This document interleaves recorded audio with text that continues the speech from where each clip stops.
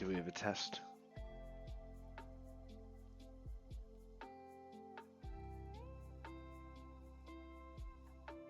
Interesting. Okay. Yeah. Cool. So I'm streaming. Okay. All right.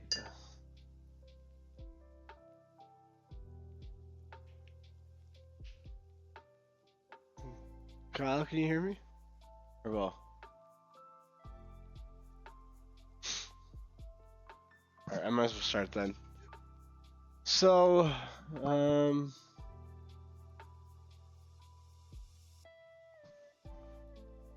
just so curious. Okay.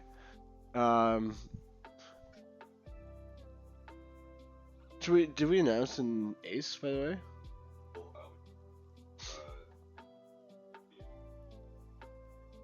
Okay. Yep. I wasn't sure if that was you. Yeah, okay. Nice.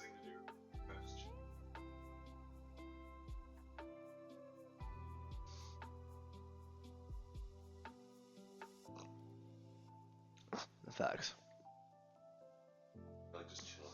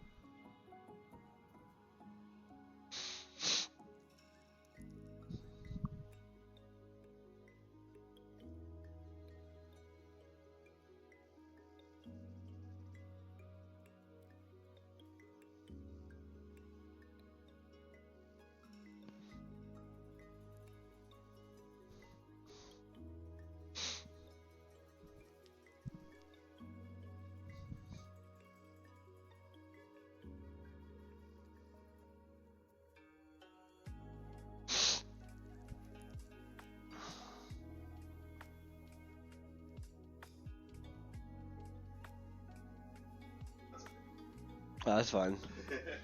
Hi, I am Kyle Jensen. Yeah.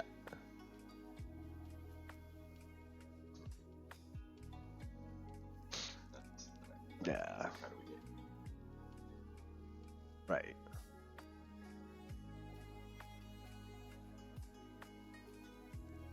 Okay. Oh man.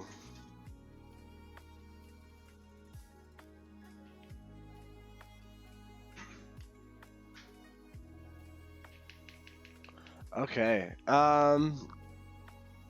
So yeah, I figured today we would look at regular web, just normal old web development in Haskell.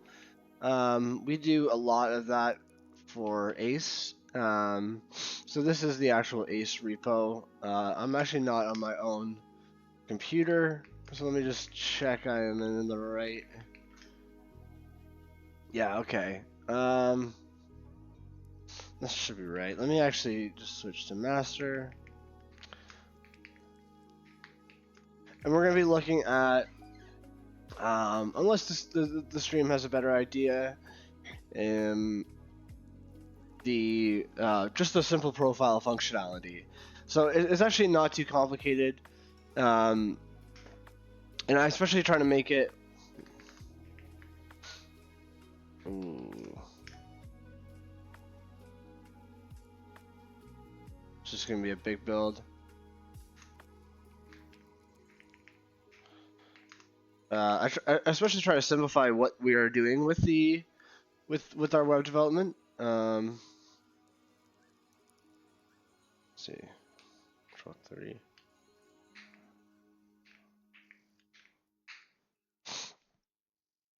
So, um, we are in an Obelisk project, and that is how we are doing our web development. So this is the typical structure of a Obelisk project. Is we have the backend folder, the with our actual server, our common, which has shared types such as our routes that we need, our config, which has all of our secrets, or since we are local, you know, kind of development secrets. This is actually managed differently than what is used for deployment. Our CSS, what is this again? This is oh yeah, this is just basically a Nix thunk, or sorry, a Nix derivation that we use to build our CSS for the platform. We use Tailwind, so we need to do a generation step on all of our HTML, or our classes that we are using for Tailwind. And then we have our front end, right? And our front end and landing page. Landing page is very specific to Jenga. And the point of that is to speed up the load time for, for the landing page. And I'm just getting a lot of context because obviously, Obelisk is not a super popular framework, but it is pretty awesome. And so let's start looking at this. So how do we? Am I running?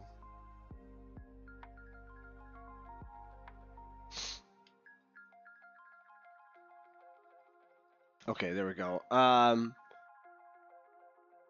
So we're gonna want to run localhost 8000. I just want to make sure I have it up before I forget. And I'm also not streaming on my own computer.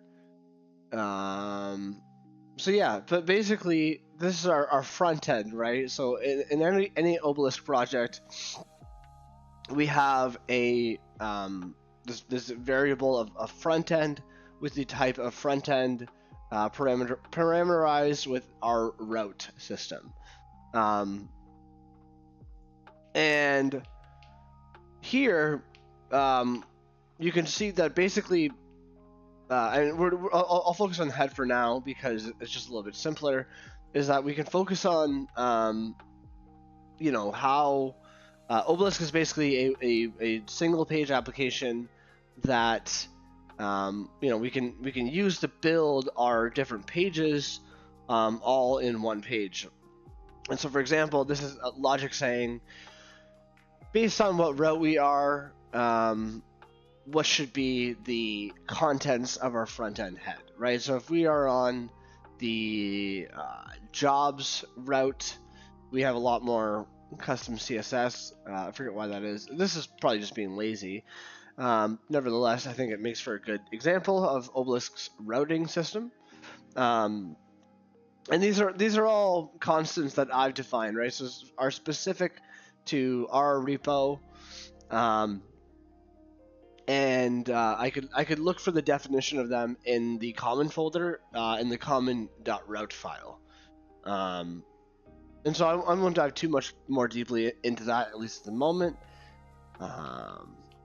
And ultimately, yeah, same idea happens. We get to our front end body, and we get to our profile. Profile.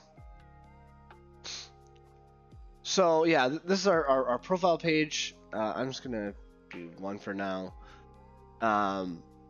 and we can see that our profile page is authenticate with token.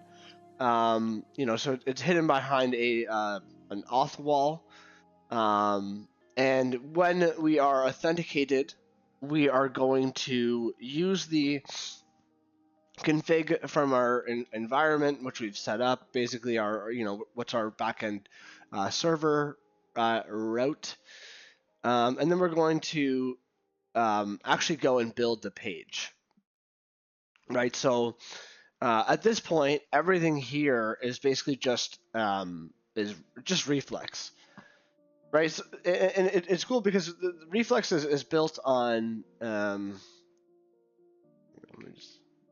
Let me get more of a visual going here.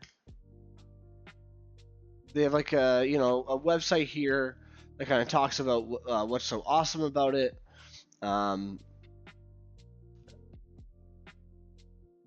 And there's some good good documentation on it. I mean, the documentation could be absolutely better. There's a lot of cool things, and like it's it takes a second to learn like how even reflex works with itself. Like there's reflex and then reflex dom core, and there's an example here. Yeah, and they have an example, or like kind of a starter example here of how to build an application, right? So this main widget basically like is our is sitting in the same spot that Obelisk would be, right? So Obelisk is running our page, whereas we can also just have a main widget that runs our page as a whole. But yeah, ultimately we're basically writing HTML in Haskell. We have a paragraph tag and some text with it. We're making a list element, and I think this ends up going off and building a calculator or something like that. Yeah, basically. And of course, like we can get more complex, and we are able to use whatever powerful stuff we have from Haskell in our Obelisk program. Haskell and title, instant click. Heck yeah. Yeah, no, I think it's pretty cool. I honestly, I'll say this. I even will like say I think anything that is built in Haskell that is able to actually be used in the real world is like about one of the, for my opinion, as cool as it gets. Yeah. So, but I'm absolutely obsessed with Haskell. Anyways, so that's what we're doing, right? So this is all like kind of standard like web development, right? Is that we have single page applications like React, for instance, would be a single page application. We'd have authentication, and yeah, I think even at this point, this kind of just gets nicer than React immediately, because like this is like, basic, like this is essentially our monad for handling the context of being authenticated. We know that anything that I write here, right? Because I'm obviously a human writing some code. I can know that this is protected inside of an auth wall. Yeah, and actually I even have types to kind of make sure that I am aware that I'm working in an authenticated context, which obviously not obviously, which changes what backend requests I'm able to do. So I think that's pretty cool. That's all specific to Obelisk immediately. Technically run through a system called Rhyolite. But yeah, right. All ultimately basic or common things we'd want to do in web development, of of like having a single page application and having a single page application and having it perform normal web request type stuff. So okay, so how do we actually build this? I mean, I'll skip past what is the definition of this. Although it's kind of a little bit interesting, and I think it's kind of very neat at a top level like this, where we've already done a lot of the work. We kind of hid all the ugly stuff here, but basically this is our engine for the front end. I kind of think of it that needs to be refactored. I would like to have the engine just simply work independent of the routing system. Doesn't really make a ton of sense, but we're working on that at the moment. But yeah, ultimately the original idea is that is this running now? Oh, cool. The original idea is that I'm going to use my email and password because I'm not on my computer.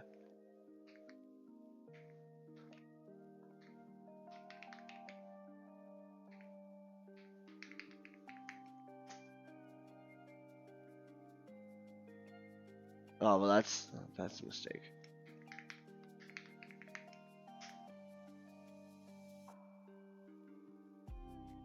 Forget it.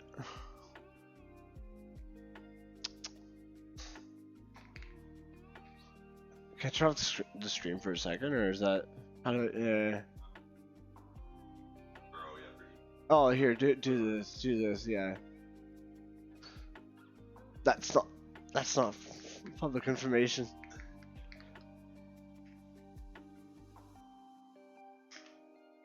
All right.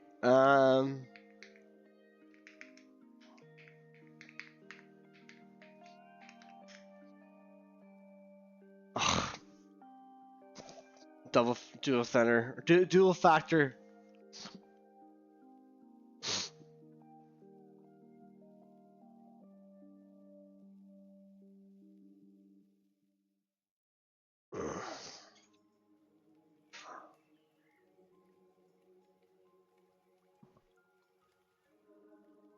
Oh, I know why I didn't have a user, because I'm on localhost. And okay, we have a local database. Okay, so we have a local database that is running this application. I was signing in as if I am on the actual site, and I have a local user on my home computer. Okay. Yeah, exactly. Yeah.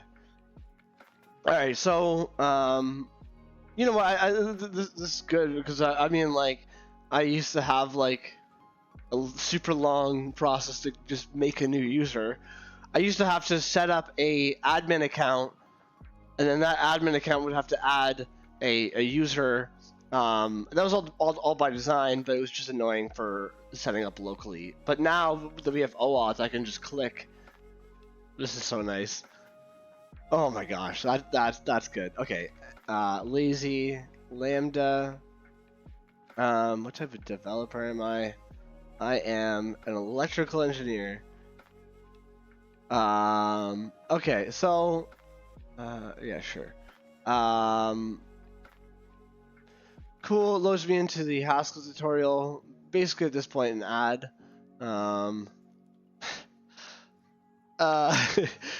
So the real thing we are here for, the really, I'll say this. Obelisk apps, we still need to work on, I think, generally being very beautiful. What? That's not Obelisk. Yeah, that's exactly that's us. But to help us, I have a CSS library in the works, which I am using here, but just very minimally. It just makes it a lot easier to manage all of that. Also, my opinion is that, like, the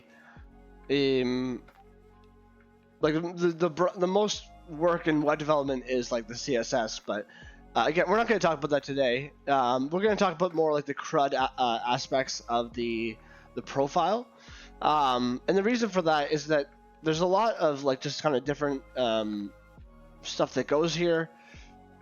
For example, like, we are getting any mock interviews that we have, right? Am I on prod? Yeah. Oh, there we go. Okay.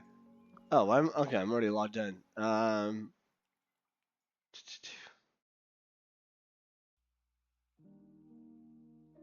Give us your password. um. Okay, so what was I doing here? Oh yeah, I was just gonna show that, like, on the profile we have like mock interview performance history, right? So we're getting some time series data. We're getting basically how many messages I've sent in the chat, which I've had 0.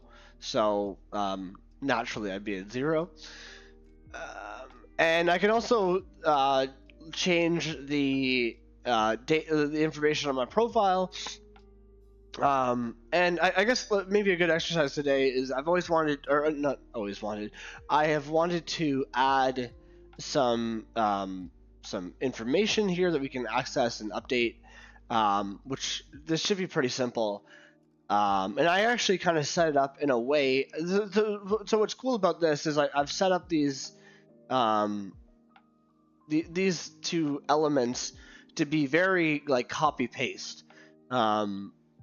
Well, for the most part, copy paste. I still need to make sure that they are dealing with their respective pieces of data throughout the entire pipeline. But this, I kind of, that's maybe a good word for it, is this is a pipeline to and from web application developer.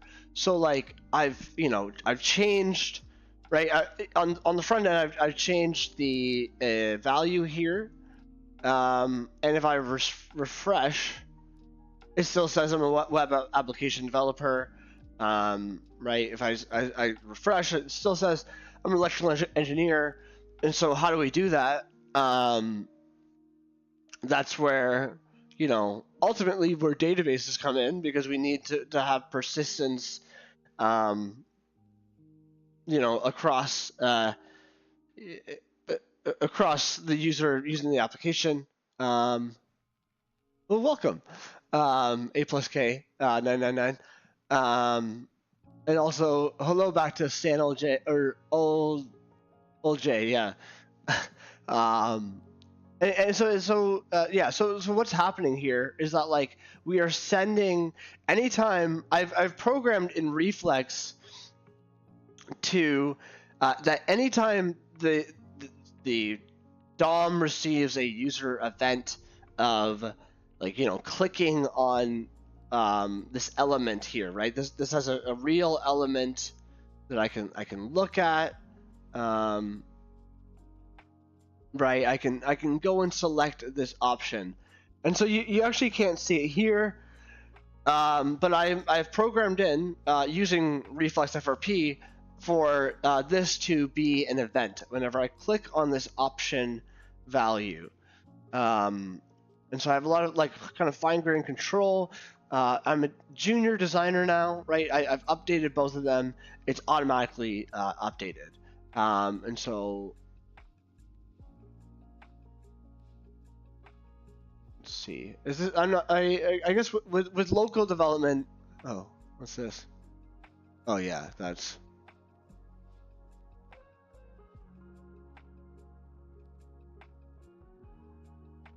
interesting. Oh, okay.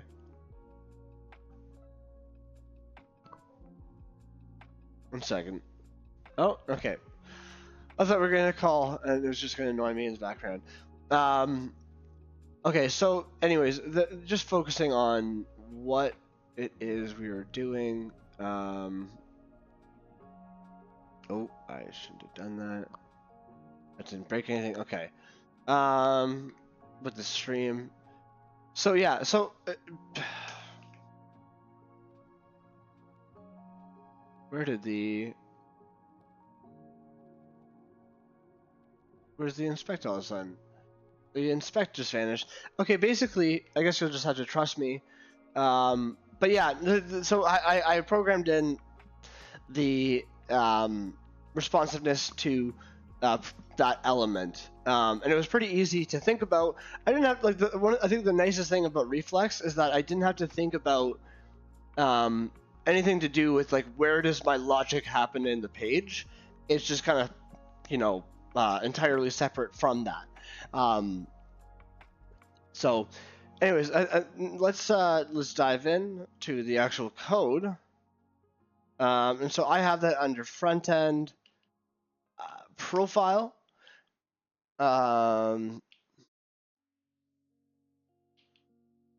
And we are looking at the profile page template. So I guess let me start from the actual last function we did see, which is profile page.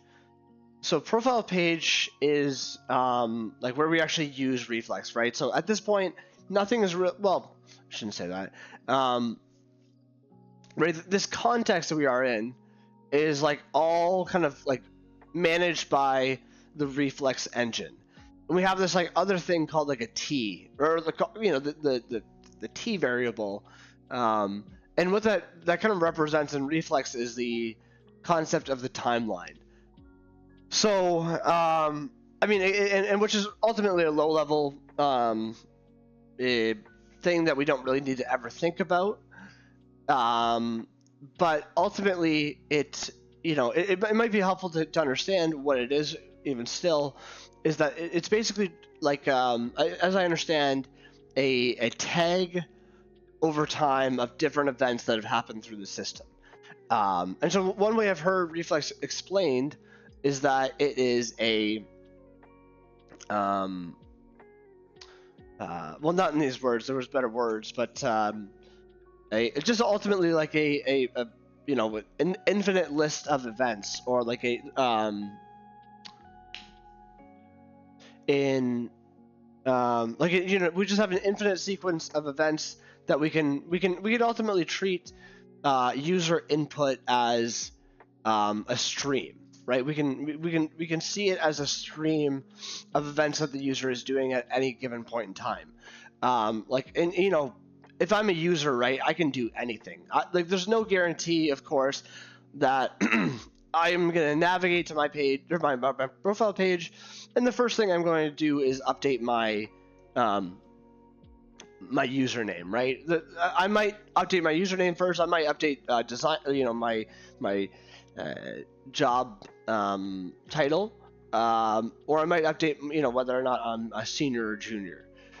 And so that's kind of one of the challenges of like web applications, is that they have to deal with a unpredictable ordering of user events, right? And so normally, like, JavaScript likes to handle, I don't know if they like it, but they like to handle things globally, and so you're dealing with that stream of inputs in a kind of pseudo semi global sense, right? I mean, we obviously in web development will do something like, oh, this is not working.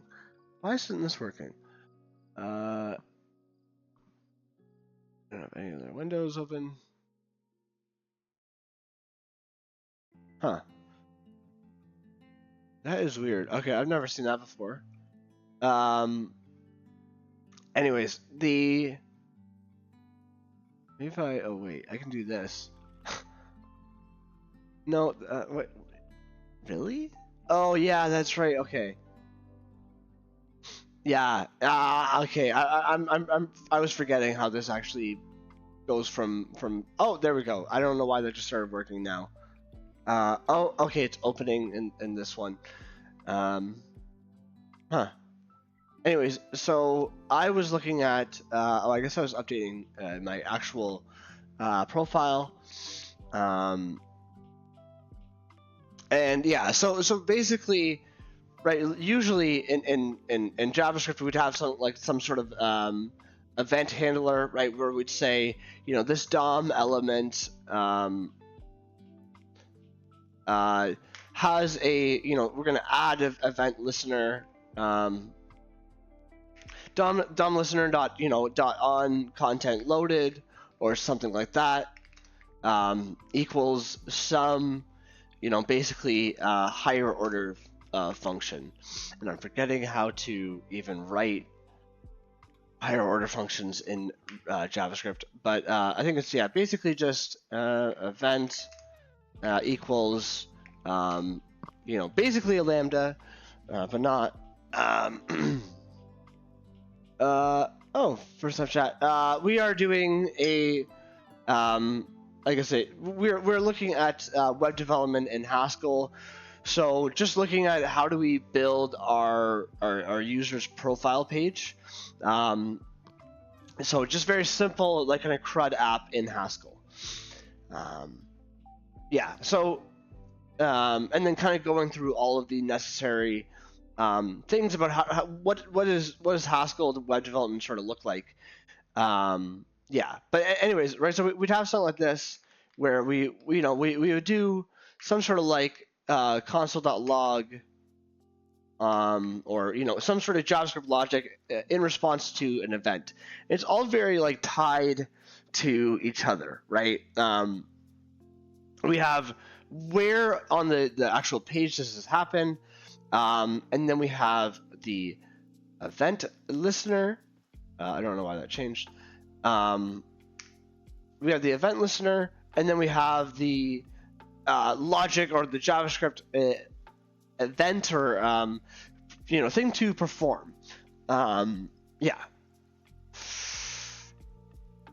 And so basically, like, and I think there's so much context to give here. Like, how does Haskell do this? And it's quite interesting. But basically, this up to here, this kind of functionality is provided not just by Reflex, but like by GHC.js, which is now actually is technically now deprecated, which is funny to say because it works better than any other web application I've seen. I'm using it currently in production. And the reason it's deprecated, or more of a soft deprecation, is that now it is being upstreamed into the actual GHC compiler, and so yeah, basically then it becomes a JavaScript backend to the compiler. Yeah. Instead of compiling to assembly, we're going to compile to JavaScript, which is just as non-type safe as assembly, right? As we can do, we can add a function. I love to do this. This just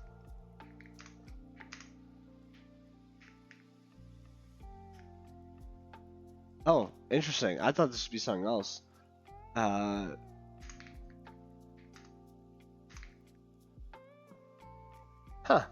Last time I did it, it was a string. Oh, that's how we make it.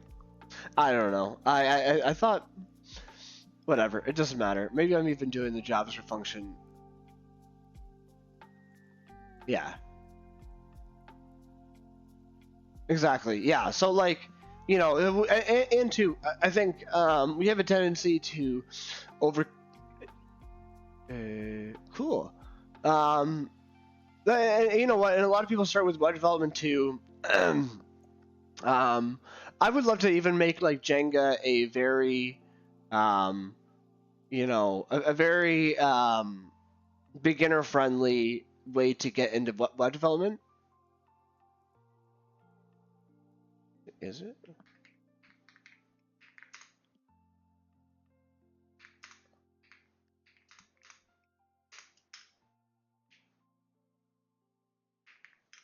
I would like to make it a very type safe, like a kind of clean way to get into web development, which is just what so many people start with, right? So,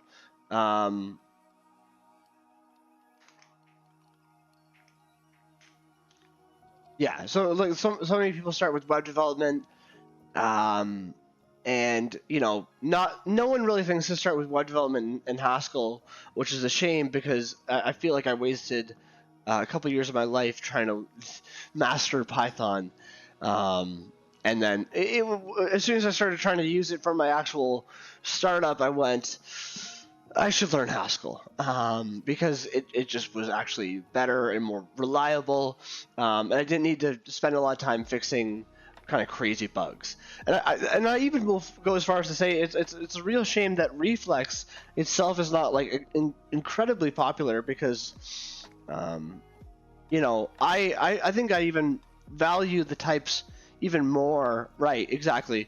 I value the types even more on the front end when I am doing something like this sort of you know, unpredictable stream of user events, right, where the users just clicking everywhere. I could model that all as events, right? I could, and actually that'd be kind of fun to do if I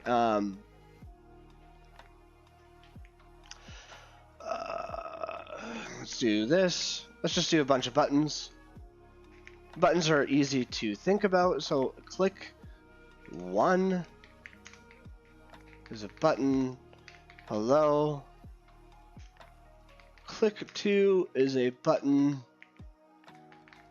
Howdy. Click 3.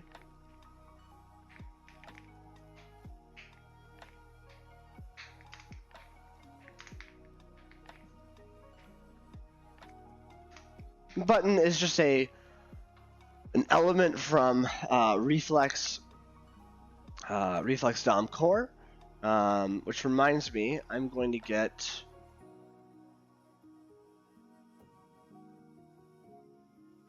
a do I have eShell on here? Oh,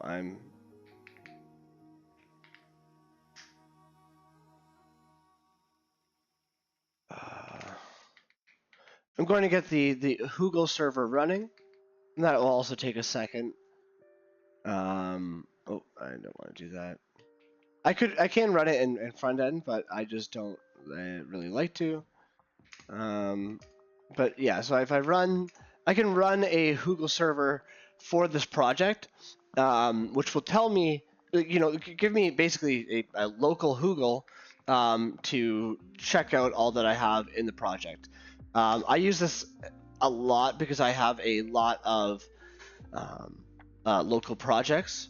There's our, yeah, okay. So we have a running yeah, so we have in one shell we have our running server, and then in another shell we have our Hoogle server running.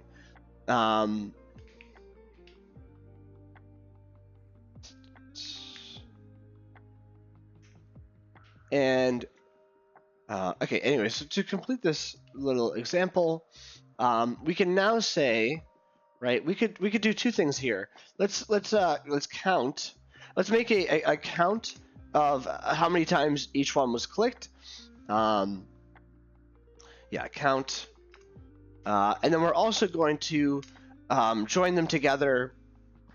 We're also going to join them together for just to show as a list of events, and this kind of like illustrates that idea. So the count's pretty easy. I think it's literally just count, click 1. Yeah, count, click 1. Count, click 1. So this is and then I want to do. Can I just do display?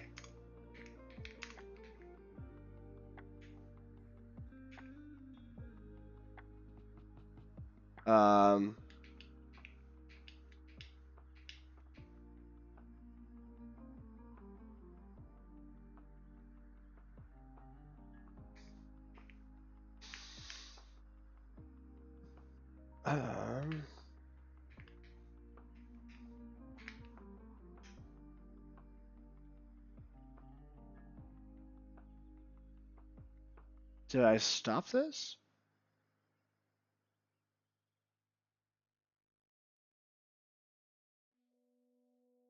Oh.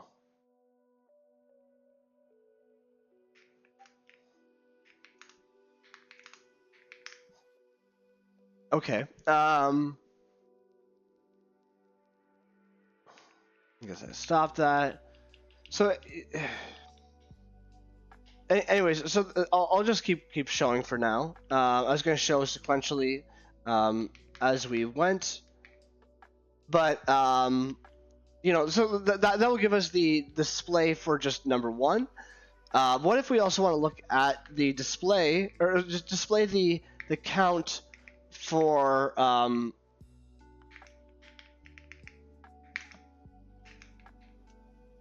of them? And so we can just do this pretty easily. We have this concept of leftmost. Click 1, click 2, click 3.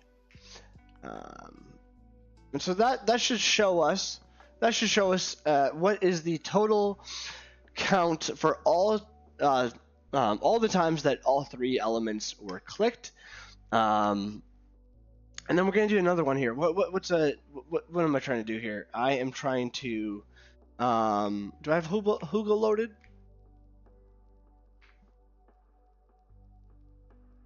So it'd be at 80. Not yet. Okay. I do have a just regular Hugel, which should suffice since it's reflex after all that I'm looking for. So reflex is on Hugel. I am looking for a way to. I know the module I want to look at is reflex.class. And so reflex class has a number of functions that I'm going to want to use to write this sort of functionality. So for example, we have here the count function somewhere, right? We're going to have count. No. Oh, okay. It's not on this page. Let me just look for it in the package. If I hit Control, sorry, not Control S. If I just hit S, then I can search anywhere in the package. And so we have here count. Yeah, count. So, and notice that like we're in the reflex package, by the way. So like this doesn't just actually apply just to web development. And yeah, so we can use this in really any event system that we are going to set up.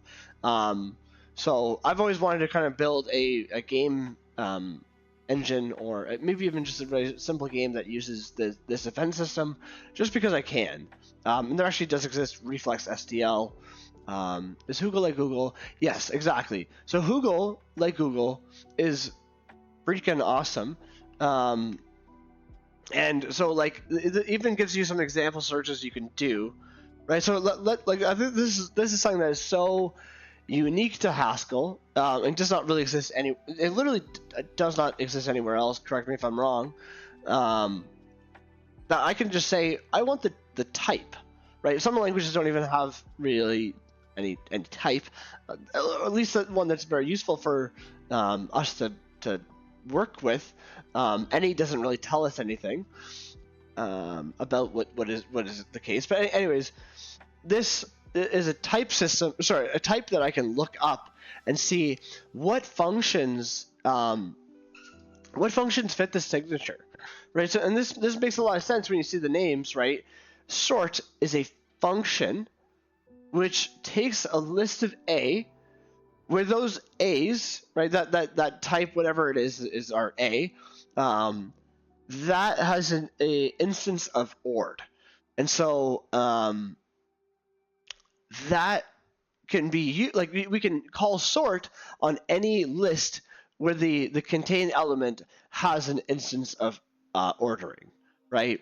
And so that's pretty cool. Hugel is honestly, you could argue, you could definitely make a good argument for the coolest thing about Haskell. It's pretty legit. And of course, you can also just search by regular names, right? I could have searched for count on here, right? So if I go back to Hugel, and I say count,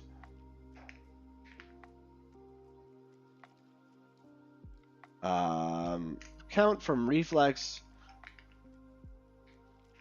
There's a lot of examples there, but I just want to say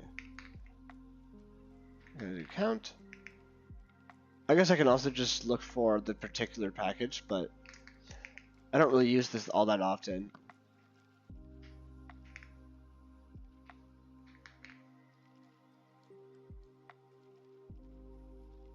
There we go. Reflex.dynamic. So it's way down the page, but ultimately, yeah, could have found it that way through Google as well.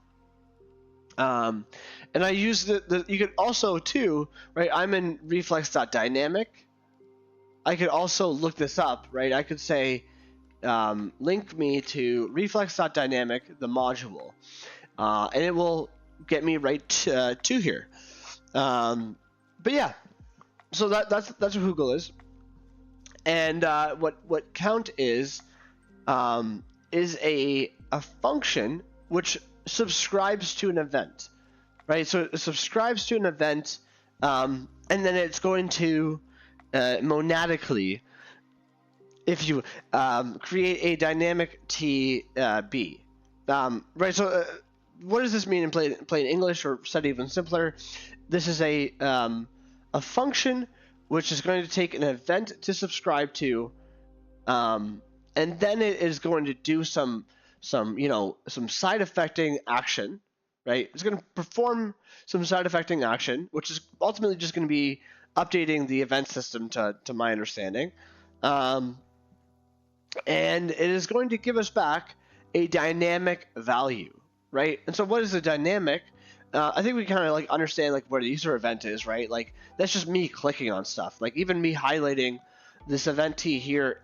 This is a user event that Reflex DOM core has set up, and so we can literally just hook into that. And actually that might be helpful to show.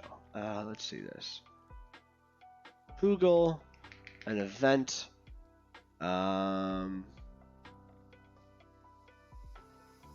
I guess I can also just duplicate this, and I can say, what is an event? Or no, I would need to go to Reflex DOM core. And so you don't, yeah, I would want to look for, I think it's click will come up. Yeah, there we go.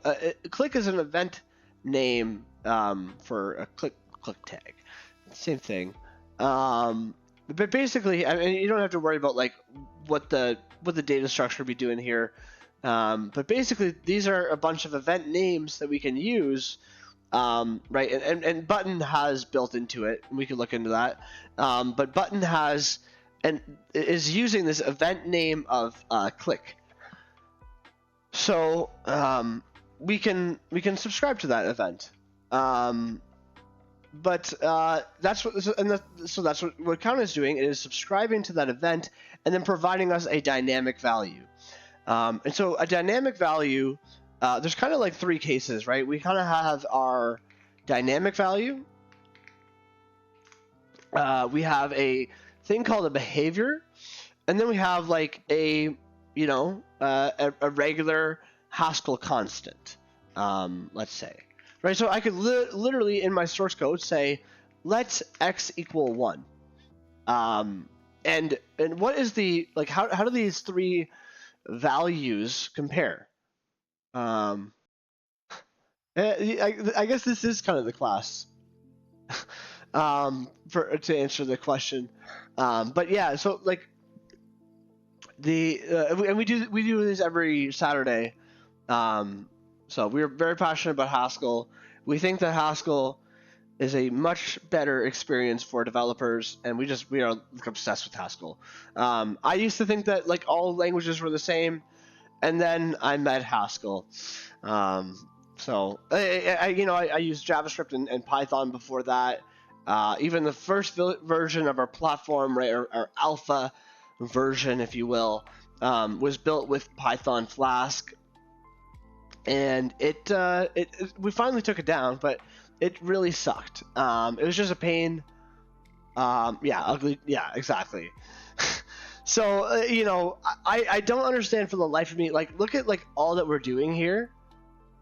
Even like obviously like not a one-to-one comparison of Java, because Java's a different kind of ugly. I think JavaScript JavaScript and Java are both bad for their own particular reasons.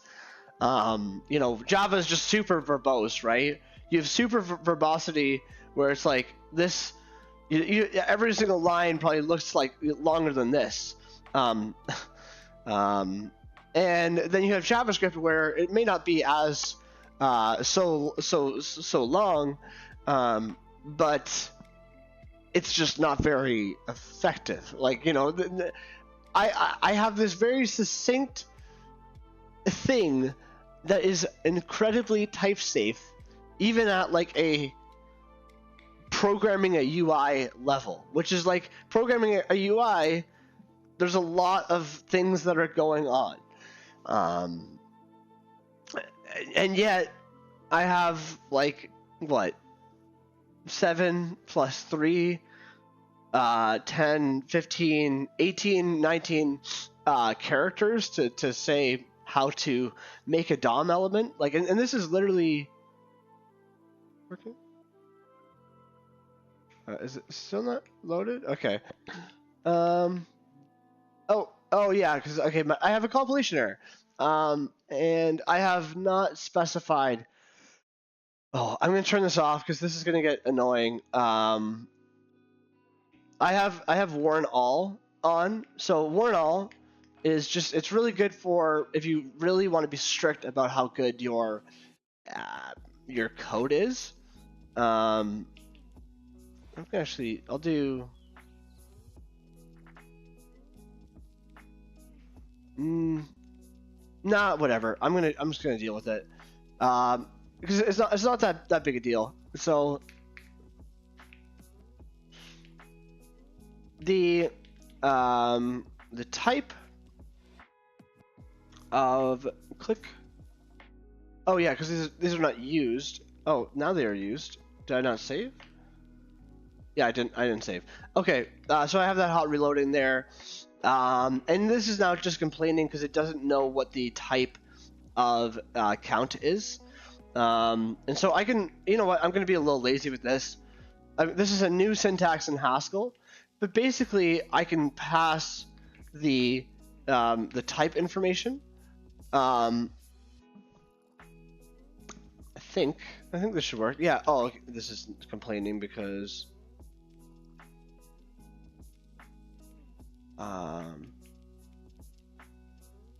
that makes sense. I'm gonna just keep it kind of cute.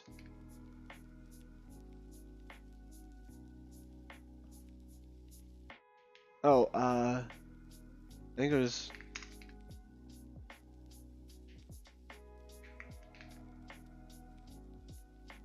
No. What is the type of count?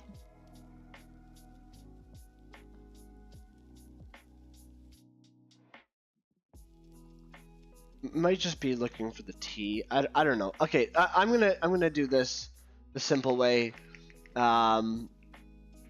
because I've gotten a little cute with it already, and I'm just gonna. What is this?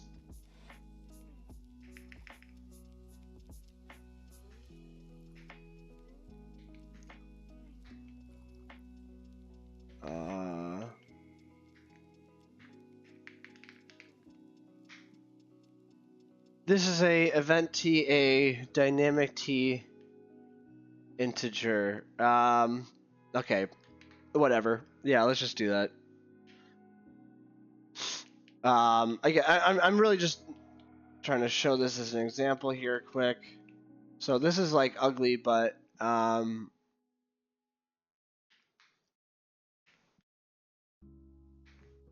should work. So I'm basically just like saying what the. Oh my gosh. Okay, you know what? No.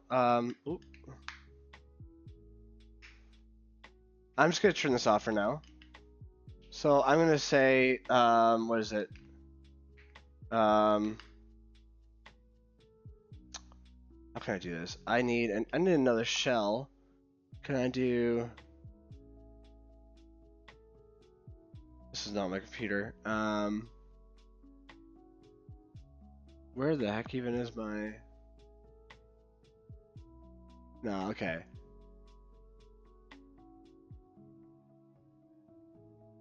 Okay, whatever.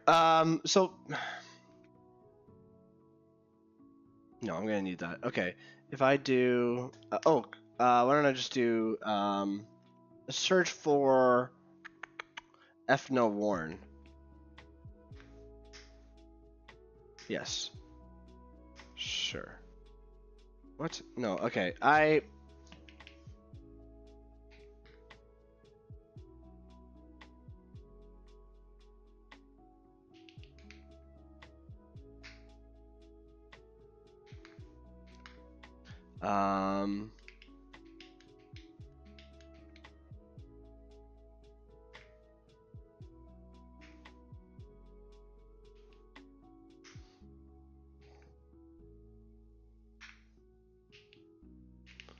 Okay, I can just switch to eShell. Okay, whatever. Let me just do it this way.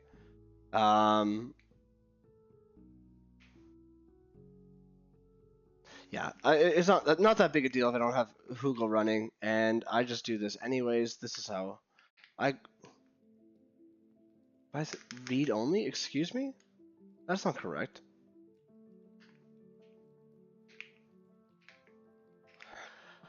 All right. What?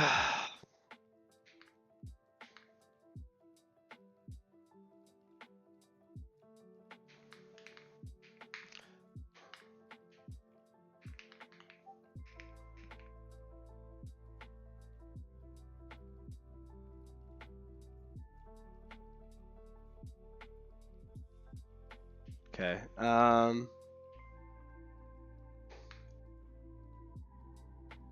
Well, you know what? Here's what I can do. If I just do this, and then I say for all TM, then this will make sure that these two TMs are the same TMs throughout my function. Yeah, like, or rather, it guarantees it, I should say. There's many other ways we can do that, but yeah. Okay, so that's annoying. So I'm just gonna comment that out for now, and we can see that this is going to compile. But now we want to continue on with this, and we want to say,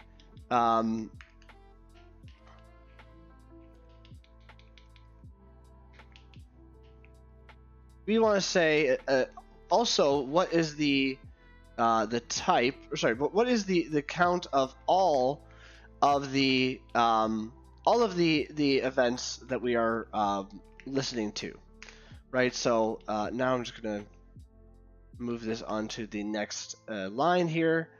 Actually, let me just do that. So I expect this to compile, and we'll figure it out if not. But this will now show us all the count of every last event. We have a stray here.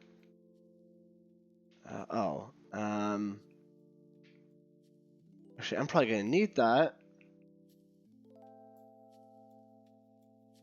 and I don't think that's there. I think that's actually there. No.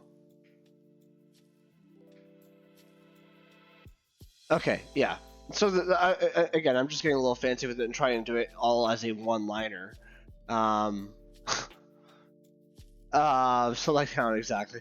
So, and then also what I want to do is I want to do a fold. I'm going to do a fold dine. So a fold dine. What is the type of this? A fold dine is a very neat function. If you're not familiar with folds in Haskell, a fold is basically a very generic, very reusable recursive function that allows us to really pass these arguments to it, right? So I don't need to, just to be clear, right? For beginner's sake, right? Like, you don't need to necessarily, I mean, it helps to know, obviously, but you don't necessarily need to start it out with knowing how to build fold. but you can use fold, and it's a lot easier than building fold. It's actually quite straightforward and easy to use. So what do we want here? So full dine is something that is going to take a function to combine stuff, a starting value, and then a stream of events, and give us back a dynamic value. So what I want to do here is I want to show a record of all that's happened on that page. Right, so I'm going to say here, let's call this f. We'll say let f, and we'll just leave it undefined for now. And I'm going to start with a empty list because I have 0 events to start with. And then I'm going to listen to the events. So at this point, I want the same event as this, right? I want the same event. I don't want to call. It's not going to matter if I do this, right? It's actually all just pure values that we are working with.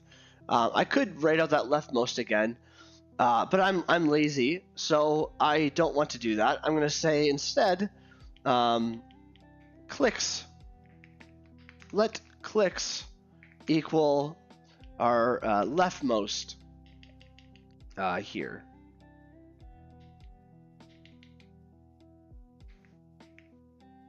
And we'll say clicks. So leftmost, and we now have a subscription to all of those events. Yeah, and so the one thing is now, I want to know like what I don't really have any information about the events. And what do I mean by that? Because that sounds that's gonna sound a little abstract at first. But I have this fold dine, right? This fold dine is going to combine the starting value that I have with a new value and return me, with the event value and return me a new dynamic. So, right. So basically, we have the event value, and we have the old value. And so what we're going to do here is we want to make f. What is the type of f? It is going to take a well, basically whatever value that our event is carrying. So in this case, we have a click event, which is not very interesting, right? It's going to take a unit and a list of something and return a list of something. And so what that is going to end up being is that we have a list of units, right? So no actual information besides that the event happened. Right, so we would see this list populating, but let's make it like I would like to have this actually. I would like to say, what is our int? What's the ID of the last event, right? And we can obviously get a little more fancy with this. But you know what? Let's do it. Let's do event my event. Or my case, right? And we just have a data declaration called my case, which is 1 or 2 or 3.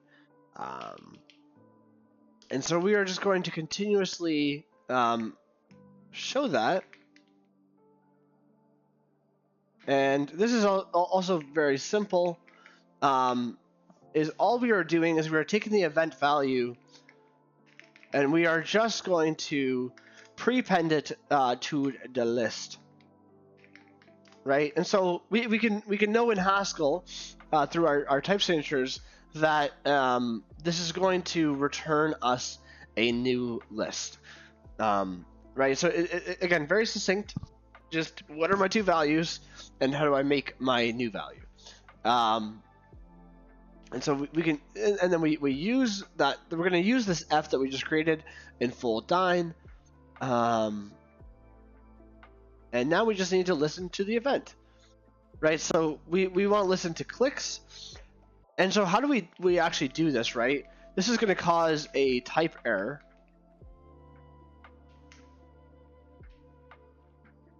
Oh.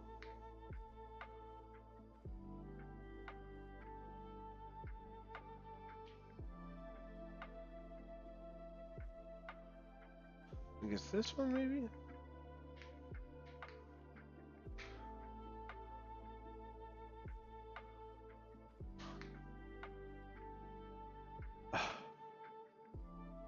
Okay, I'm just gonna not be fancy with this. Let's just do count click 1. And then this will just be counts 1. Right, and I can just use a do syntax to right to pull from that, since count is just a count is a monadic function. And then I'm going to say counts all is count of clicks. Now I can just say display. Display just simply well, display is going to be a different thing here. Oh, I'm already in. So I'm in the reflex DOM core documentation, and I can just look at display. Display is something which takes the dynamic value we've created. Right, we're looking at how to create that right now, and how to render that to the DOM. So display clicks. Yeah, and then display, pardon me, not clicks, counts 1. Display counts all. And we can just get rid of that. That's going to be a little annoying. This is going to be easier to, this is usually what I do. As I say, dynamic t int.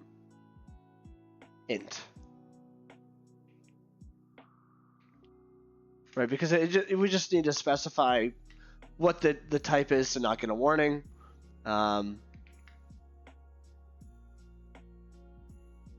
And okay, so now we're looking at clicks, and yeah, so we want to get the actual information from each of these. It's really straightforward. So each click is a functor, so basically just a container. Right, that's all a functor. Like a functor is literally just a container of a value. The simplest one we have is our identity function. Our identity monad or functor, where we're basically just it's a very simple container around some a value. And that's the same idea with events, which is also is true for dynamic and for behavior. And I guess I never explained that, but I will come back to that in a second. But basically, because the end goal here, in my explanation, is that because it's a functor, we can just do a map over it. And so you'll see this is very common, is we have something like this.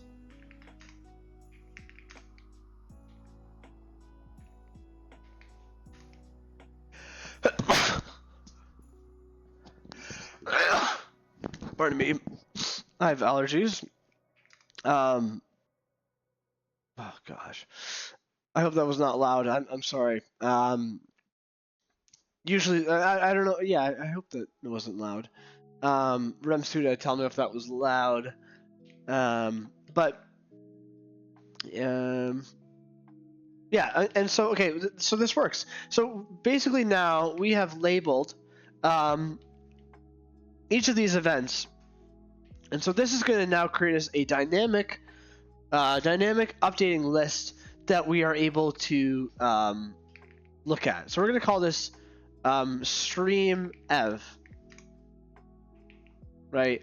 And we can just display stream ev.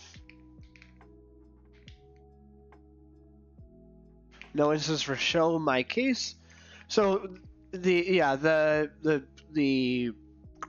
display function uses the show class. So we need to make sure we have a instance defined. We're just waiting for it to compile.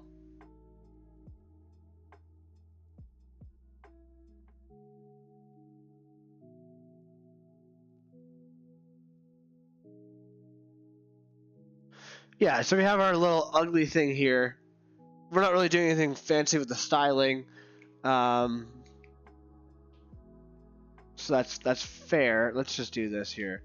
Let's say, do I have row? Let me keep things simple.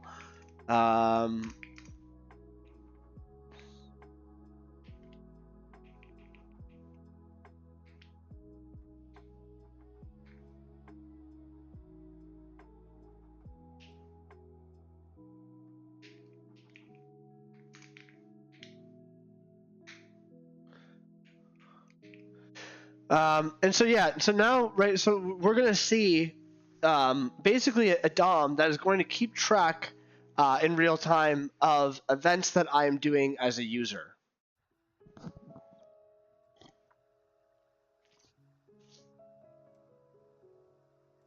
And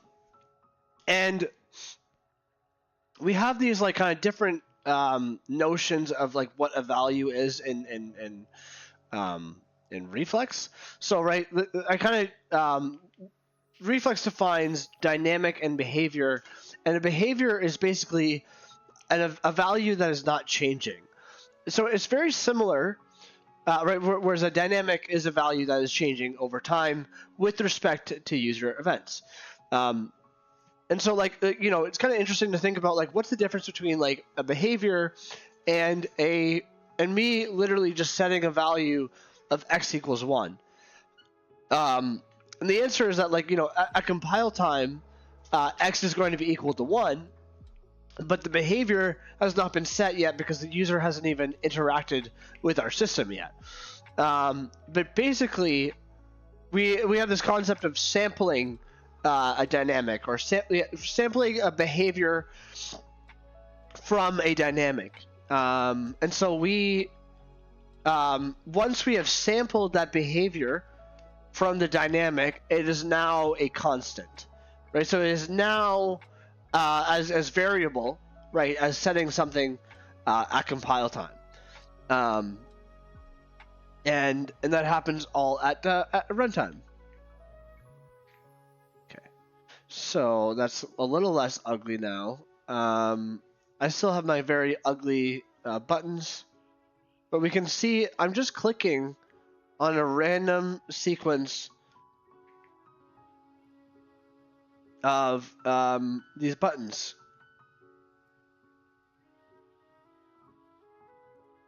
Right, it's just prepending right to the base of the list, and that's like that's the core of what Reflex is doing.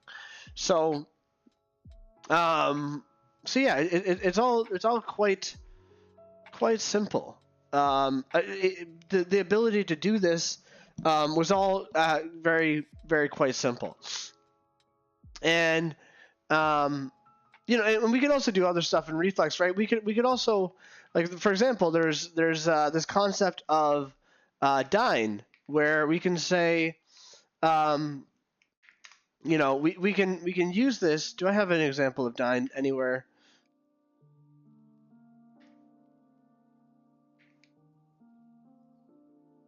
Yes. So dyn is a piece of our Reflex DOM application that is a dynamic constantly updating HTML, right? So like in JavaScript, you might do like, document dot get element by ID, my ID, and then we would say, what would we say?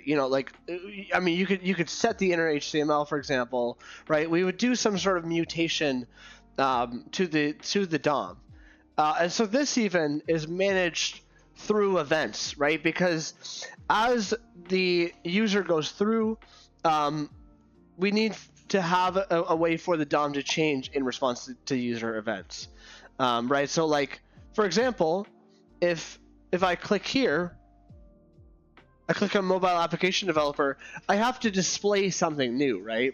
So I'm rebuilding that piece of the DOM, and I can make that as fine-grained or as loose-grained as I want.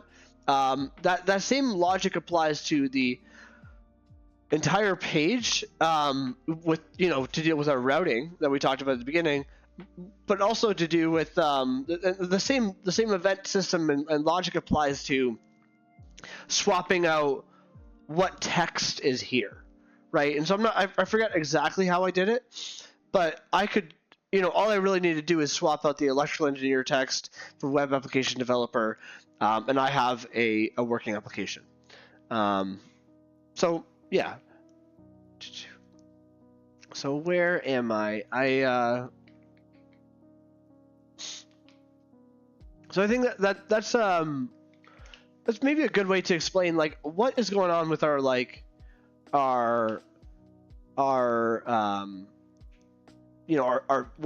we're seeing here. Let's actually now get into how does this event happen. All right, so when I click web application developer and I change to electrical engineer, what exactly is happening?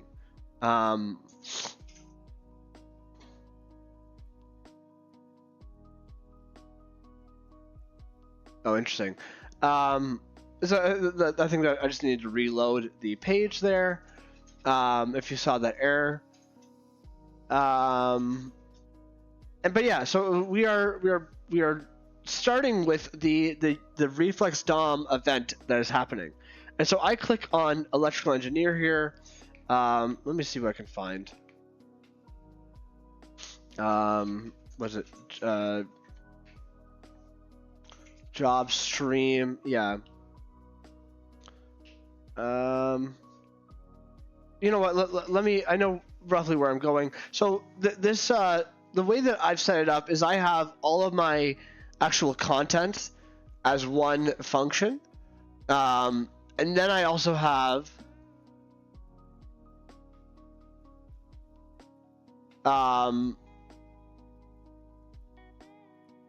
the rest of the the rest of the. Is this old?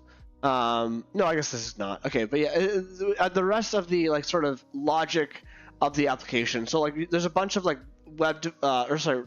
requests we are making here, and so I know that we are starting with the change stream and seniority widget, right? So this widget, I've called it, applies to this section of the DOM area, and so I want to change. I want to look at the seniority element here, and so this is all just the logic to deal with that. I don't think I'm actually.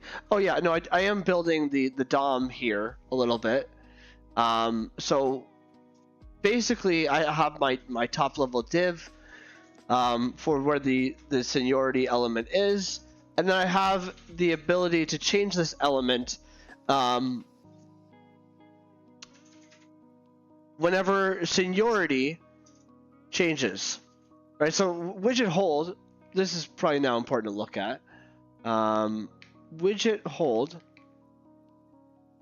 is basically a function which takes a starting DOM and then an event, an event to subscribe to, which is going to provide us with basically a new DOM. Right, a new DOM plus more if we want. We can actually do anything here. It doesn't have to just be a DOM, but most commonly that's what I'll use it for. It could be like an event, or it could be a DOM that has a particular web request, and only for that DOM. And that's very easy to do, even though that's actually complicated in normal JavaScript. And so that will return us an action which results in a dynamic value. There's also the widget hold with the underscore here, which does not return the dynamic value. And that's basically just, since we are, like the logic to that is that since we are changing the DOM, the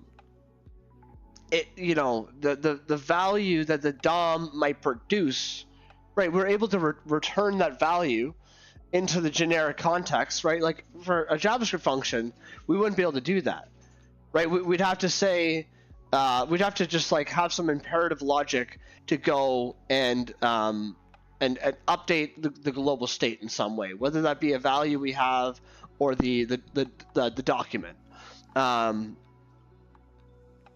So yeah. So in this dynamic DOM, we have our actual dropdown, and we have just initialized it with a couple values here. A dropdown is naturally a list, or sorry, a map, and that's what we see here. So now this dropdown would default.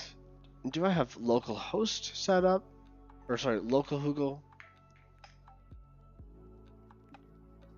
Oh crap! I turned it off. Whatever. Basically, dropdown with default is dropdown with default. As with any sort of reflex DOM element, has the ability to return us an event. Right? We can make an element. We can build an element which returns an event, and so that's what I've done with dropdown with default. Is I've just said anytime someone updates, right? Like updates the selection they have here, return me that value as a dynamic. Right? And so I can model what happens as this dynamic changes. And so I have this function updated. Updated is going to take, so probably just easier to show it this right here. Updated. Oh, it would be in reflex. Yeah. So this is a neat function too, because basically we are just, it's one of the more basic functions of reflex, is that we are getting the event aspect of a dynamic value.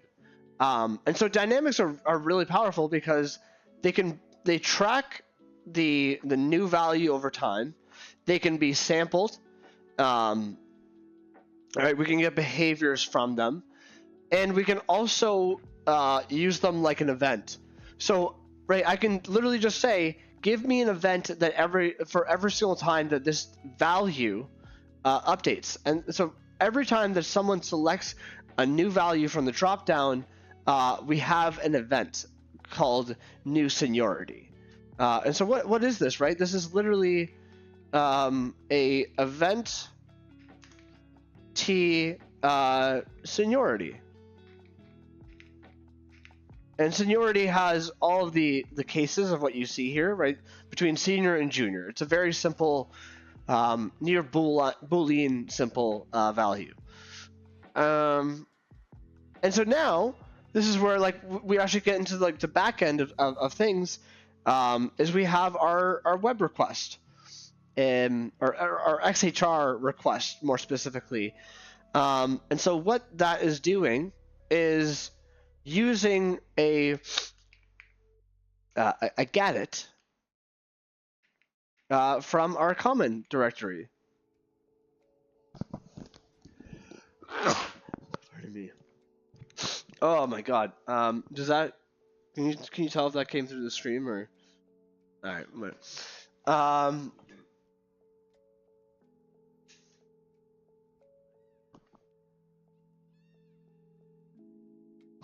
Facts. Oh, okay. Yeah, I think mine has that. Okay. All right. So, anyways, sorry for the sneezing. If we look at what is it, common.request. Yeah, common.request is what we want to look at here. So this is just an API.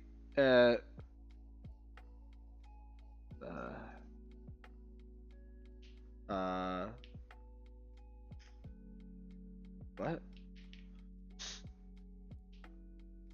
Okay, I don't know what that was, but not my computer.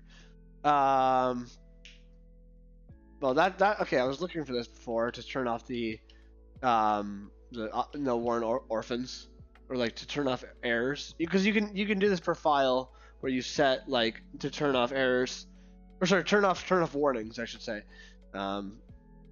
So yeah, this is a type which defines our API. So we have a bunch of APIs that we have, right? If a user is authenticated, hence the private request part, and that authenticated user is looking for, let's say, a chat room, or sorry, they're looking to send a message, pardon me, and they provide us with what chat room they want to send it, what to send to that chat room, then that is an API we provide on the front end. What are we actually using here now? We are using change seniority. And so change seniority is really straightforward. It literally just requires that we provide a seniority type, right? It's really just a very simple type, basically an enum with two simple values of junior and senior, and that will build us a request that we can go then and serialize and perform the request. And that request is expected to what's really cool about this system, and this is from Rhyolite, which I'm happy to talk more about in future videos, but it's a little bit more complex, is we are returning, the API is going to return us either an error, right, a backend error, or a result. And so I put a lot of work into this error system, in terms of what this type is. But basically, it's just, did something go wrong with change seniority? Or did something go wrong with like our server as a whole? Like, did we have like just some crazy error that happens? This very rarely actually gets thrown or used, but it's helpful to have that peace of mind that it's not getting thrown. Because I have a report that I send to myself on any errors that happened, or I also alert myself by email. But that's another story. And so yeah, that's ultimately what we have. And so we basically then we need to provide to run this request. We need to provide seniority. And so where are we getting seniority from? Is we are getting seniority from that original update event, right? We are asking for the new seniority here, and then we're passing it into the web request here. We then say with that built up request type that, hey, I want to perform that request, and then I use this function fan either, which basically says, take my result, so this is expecting that the value returned by this is an either. of something, right? Either a B, and give me my A here and my B here, right? So give me, if I have an either error or a unit, give me the error here and give me the unit here. And if we look at these, right, so then I can say that this is an event T unit, right? So that's the whole point of fan either. I believe it comes from here. Yeah, it would. Is take an event and give me a tuple with two events, where it's separated into the individual cases. And so that's really nice, because I can really just kind of focus in on what do I want to do with the error and what do I want to do when it's successful. I also have some other functions that are that deal with, like, say, timeout or responding to the event as a whole. But here I just want to immediately break it into its constituent events. And then I guess I also just, like, tell the rest of my system that I've had an error happen, and then I report on it. But that's all a side effect at that rate. So yeah, I guess that's effectively what our DOM builder is doing. Now, how do we actually handle this request? We go to backend, and I just know this at this point, but and I won't. I could dive into backend here, and I'd actually feel comfortable with that, because we have recently made sure that all of our config is handled in a very particular spot that is not even actually in our code at all, right? We've completely separated our config. So I could look in here, but there is a lot of complexity to get to basically our backend handler. So in the Jenga documentation, you would see that we have this module of backend WebSockets request, and we have this type, or sorry, this function rather, which is a request handler. And a request handler, this is coming from the Rhyolite package. So Rhyolite is basically so Obelisk is a framework for full stack web applications in Haskell, and then Rhyolite is another framework which builds on top of that. It's very easy to build frameworks which build on top of other frameworks in Haskell, because there's a lot of guarantees at the level that you are building off of. Anyways, so yeah, this is just a request handler, which is going to take our API request, right? This is literally, basically, our private request is a type argument here that we're going to use to perform our web request. And so the request handler is basically a higher order function, which is going to allow us to give a case statement on our and pattern match on the route that was or the API route that was called. And so, we have any private routes. So did they, request their own user data? That would be a private route and very, very specific to the user. And so we have proof that here, right? Rhyolite has handled this for us. We have proof here that the user has been authenticated, and we have the request they're going to do. So now we can pattern match on the request with our case statement, and we can say, what do they do? They did change stream.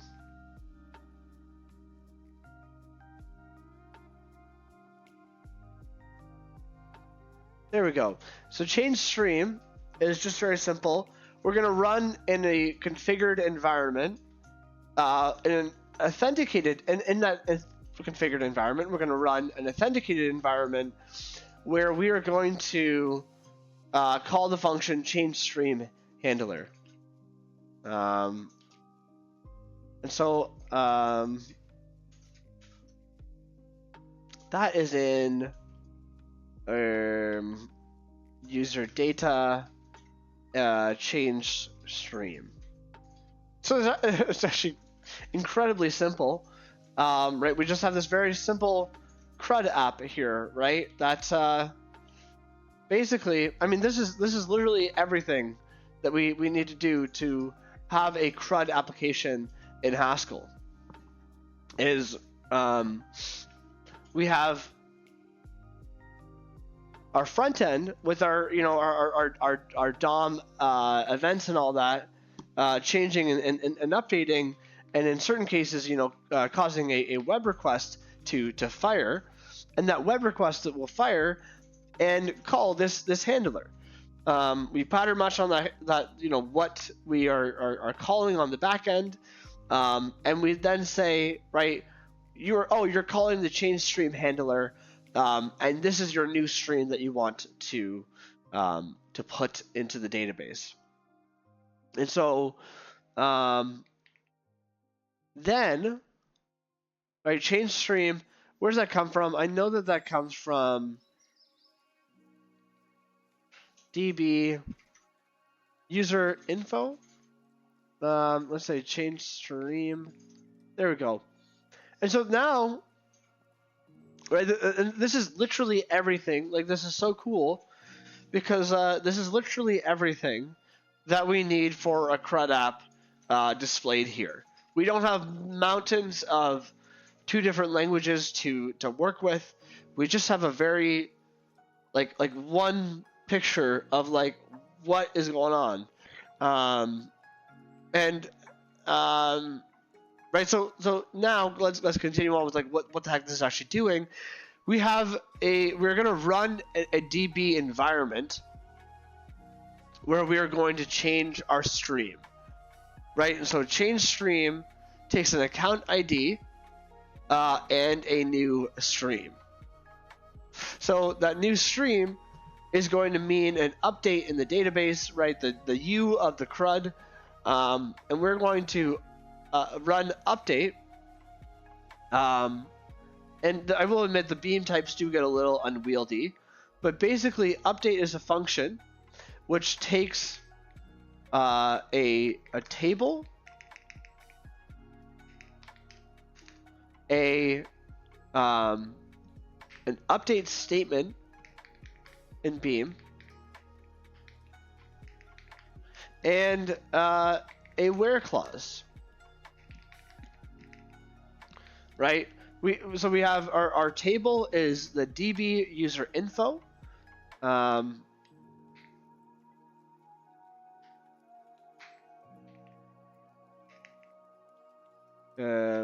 That's just coming from here. And what's cool too is our database is actually just a type itself, which that gets deep. So I'll leave it at that. But our database, oh pardon me, that is, it's in schema, and we can see our database is literally just a type, right? So we have this table entity of user info that we are going to want to operate on, and so that has a bunch of stuff. Yeah, I mean, pretty simple stuff. Really, just like what is your stream, what is your name, and that sort of thing. And we can actually look at that too, right? We can say type. What fields does user info have? Because I'm forgetting, right? We have our full name, we have our user ID, stream, seniority, interview stage, urgency. This is what I mean by boring. It's all just old information that we kind of need to do a database migration on, because we don't really care for that anymore, at least not that much. Or we might set this up so that we can, change this. Yeah. So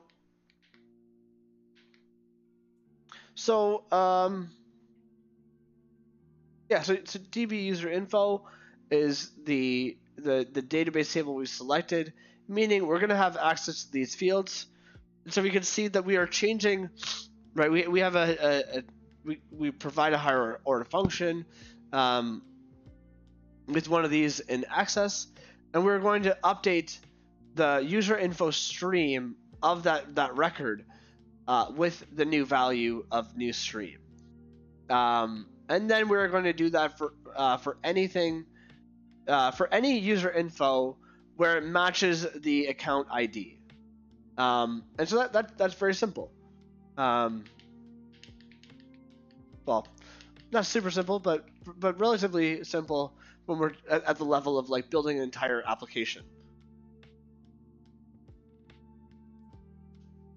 So we are running our server still. And I guess what I'm wondering is like, let's. What time is it? We've been streaming for an hour 40. I feel like 20 minutes. So let's build a new system in here.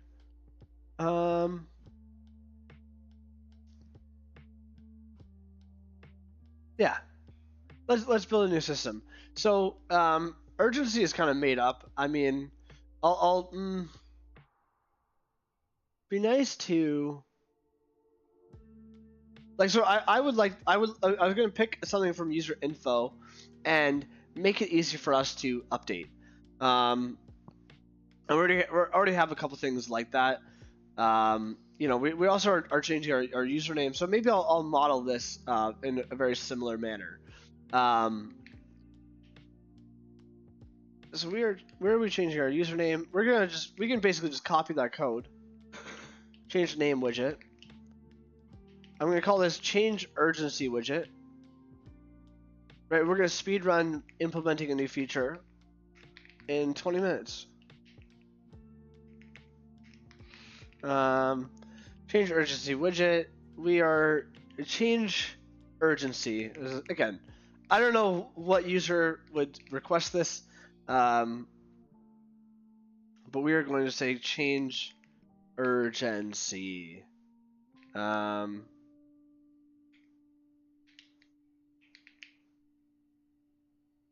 Yeah, change urgency does not exist. I expected that error to happen. So now we need to go to common. We are going to add a new request type, right? So private request change name, since we are modeling it after that. There we go.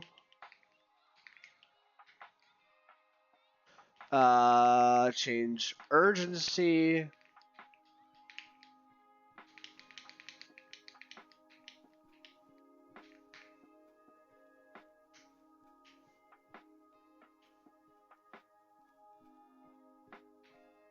$352.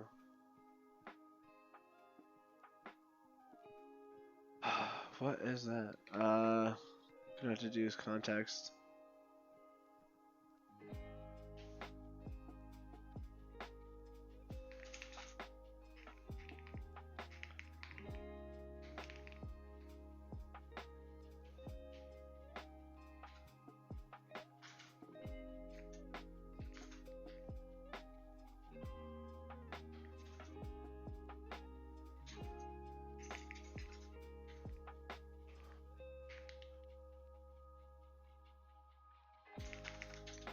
Okay, updating the names.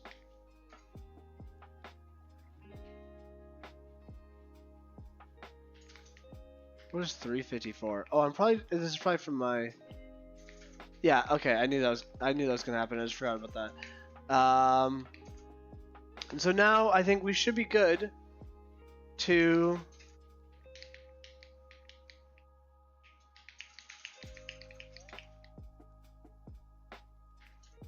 We should now be good to look at request. So yeah, we've changed urgency. Perfect. So now we can just say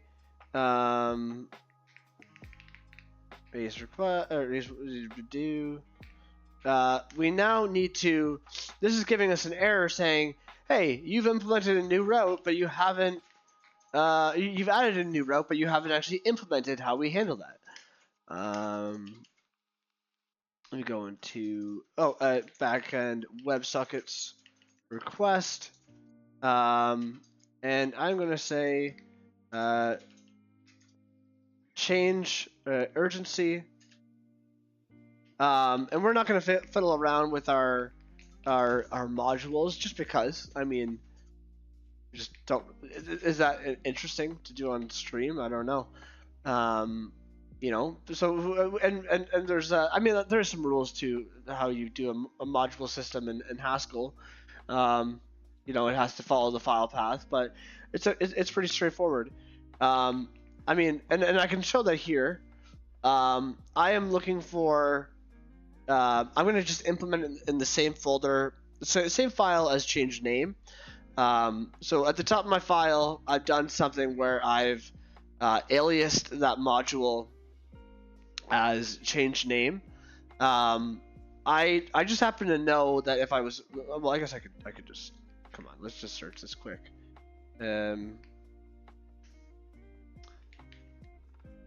User data, change name. Yeah, so change name. This is coming from backend handlers, user data, change name. So if I look in handlers, user data, change name, this is also quite simple.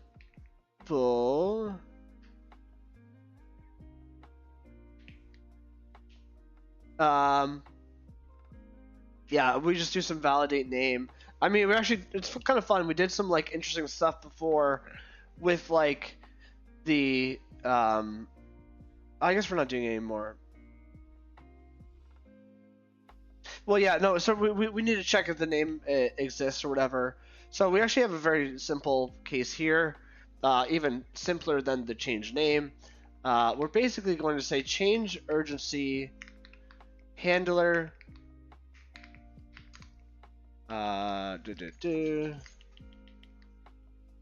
Change urgency handler.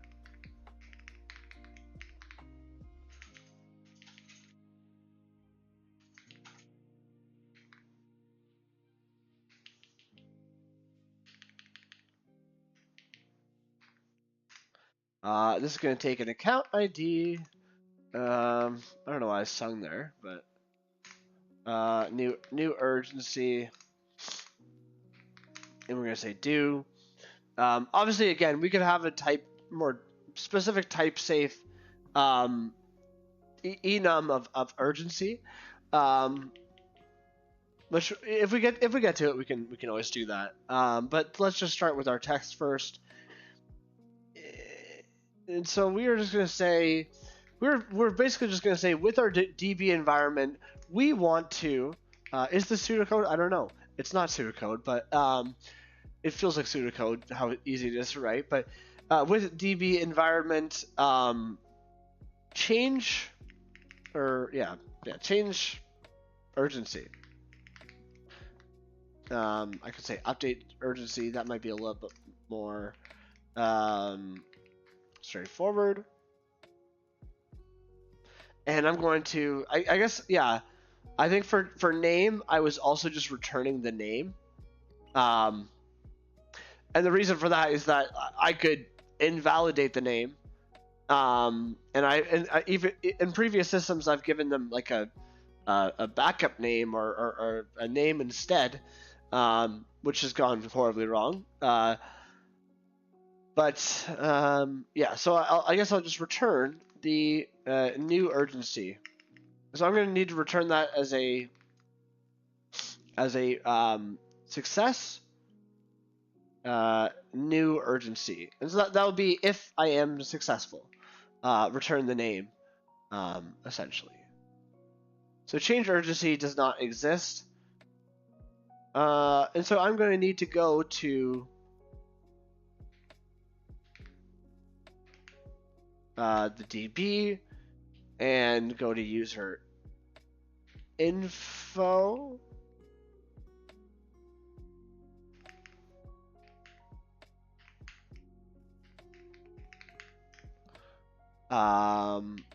Change name. Do I have that? Oh, whatever. It doesn't really matter. I can just model it the same way with. I'm just surprised. But okay, whatever.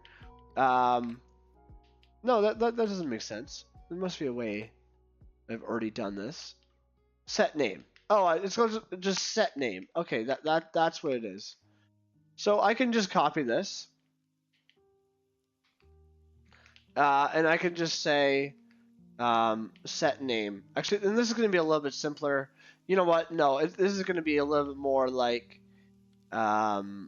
change stream. So change stream, change urgency.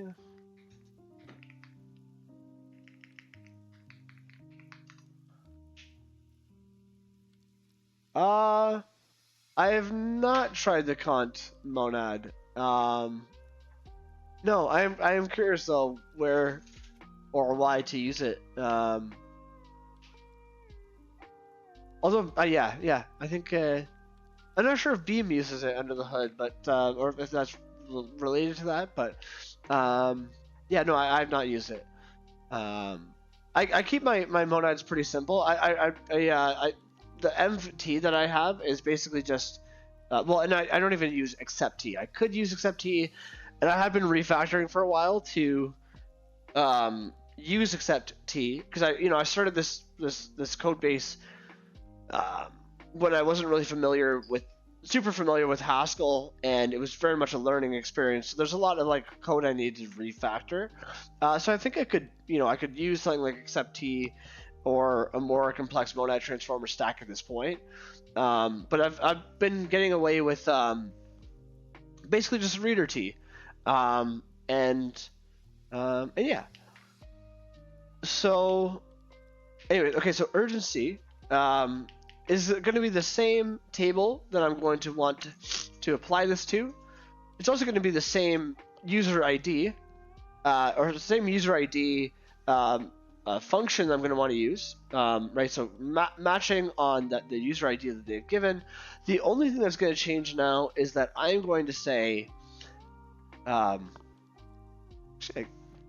sorry. The only thing that is actually going to change, and obviously I should change the names, but I'm going to want to say urgency. Yes, and the job stream is not a job stream, but a text.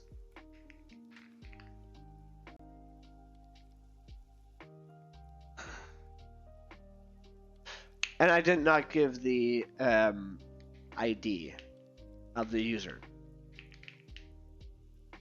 So I'm going to also need the account ID. So basically, like, I mean, it literally, I guess our domain, so to speak, is a CRUD app. I'm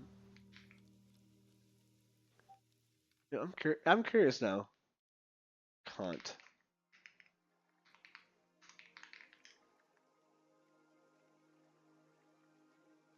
Oh, this is used for effects systems, I think, or like, I know like for effects systems, they're trying to continuation, or like I think the original research paper is like continuation passing style Haskell Lexi Lambda. Who is a Haskell god? Continuation passing Haskell. Where is it? There's a original. Yeah. Is this it? Oh, last month. That's not it. Oh, wait. Yeah, I don't know. But I remember learning about this in the context of like diving into like effect systems. I still haven't used effect systems, but free monads and being able to do dry runs, which is obviously different. There's a whole spectrum of options to make your monad better, but I don't know. I want to look into a lot of this stuff. But yeah, yeah, totally. Would be cool to do a lesson. Um, yeah. So, anyways, so that, and I think that's actually it for a change urgency handler, right? I think. What does this look like? Oh, okay, yeah, we have change urgency. Um. Oh, I'm not. That's the other thing. I'm not. I'm not getting the. Um. I am not getting the the urgency from the back end. I'm not getting the initial state of urgency. Change urgency widget, and I'm being passed the name and not the urgency. Right. So let me just update this name here. Urgency.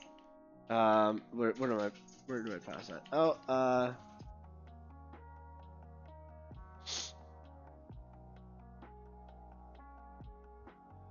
I guess I pass it here. Okay. So anytime this urgency, right? This makes sense. Anytime this urgency, uh, anytime this urgency is passed here, we're going to update the DOM, and so we're just basically passing this, threading this through, and urgency will be applied to the updated DOM's element, the input element, as the initial value of that DOM. Right, the DOM has changed, and so what's the initial value of that new DOM? It is urgency here. And so now I have to actually subscribe to that new event, or that new, that new event ultimately. And so this is going to be urgency, right? Where is urgency going to come from? Urgency is going to come from, I guess, somewhere here. Let me do it here. Urgency.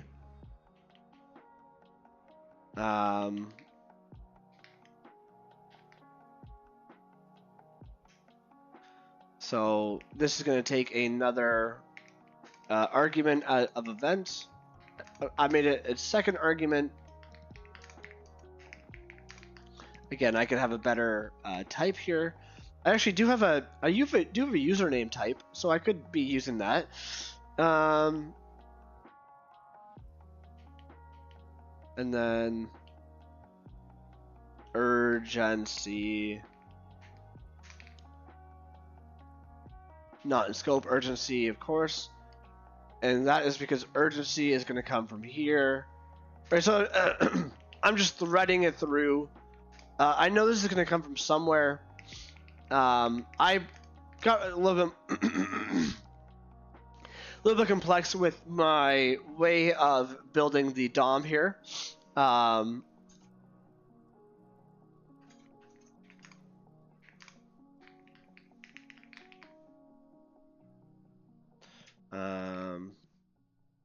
This is going to tell me where the next error is. This is now complaining at line 408. So 408 is probably where we actually are passing that information. Yeah, okay, great. So,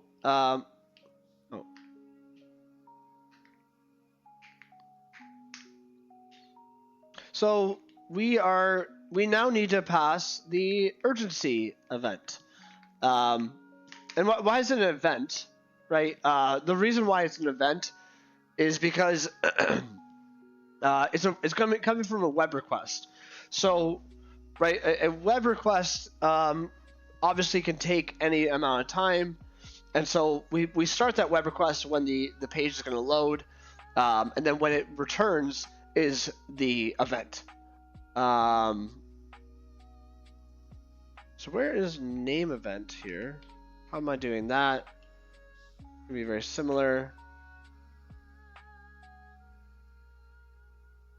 Oh, okay. It's from the profile response. Profile response. Profile data name.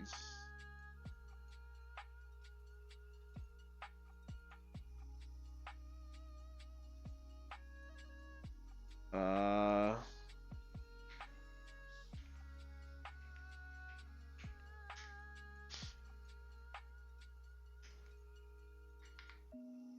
think it's in here.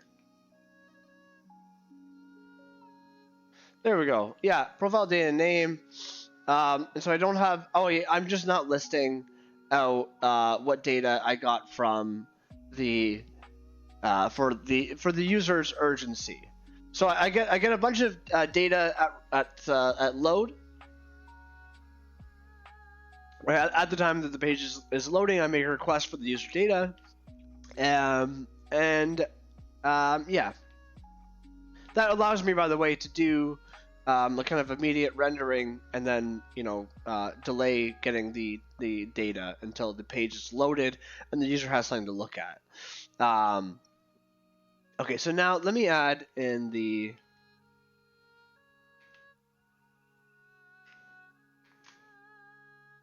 gosh.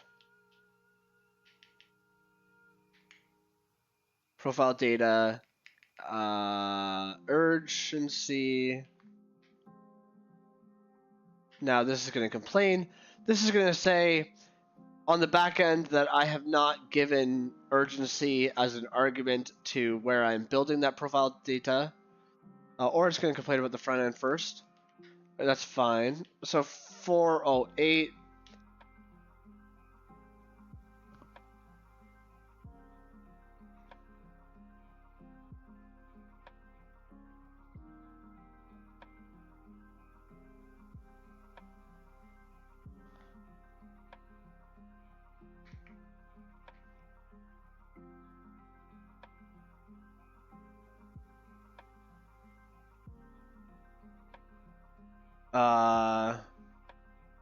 With actual type.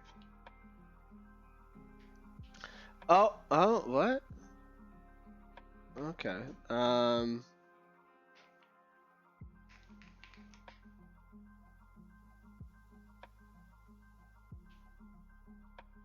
Name event.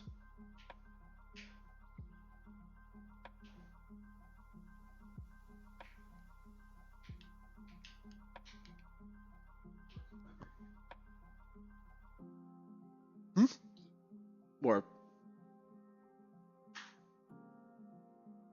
Oh, wait. Oh, sorry. I thought you were asking like what networking lib are we using? We're using Snap for our backend. So yeah, Obelisk has Snap built into it. I have some plans. I mean, I don't know if I have plans necessarily, but I would like to change this in the future. Oh, there we go. That's the error I was expecting. I don't know if I was reading the wrong error, but somewhere in the back end, we are trying to create a profile data in a way that's not properly, no longer properly in sync with the new urgency event. Okay, so that explains our front end error is not going to be interesting for now because it's just basically saying we haven't gotten that error from the backend.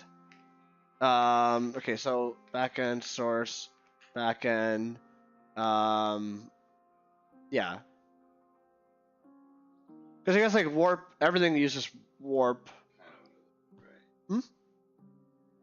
Or I think it's way that I'm thinking way, yeah.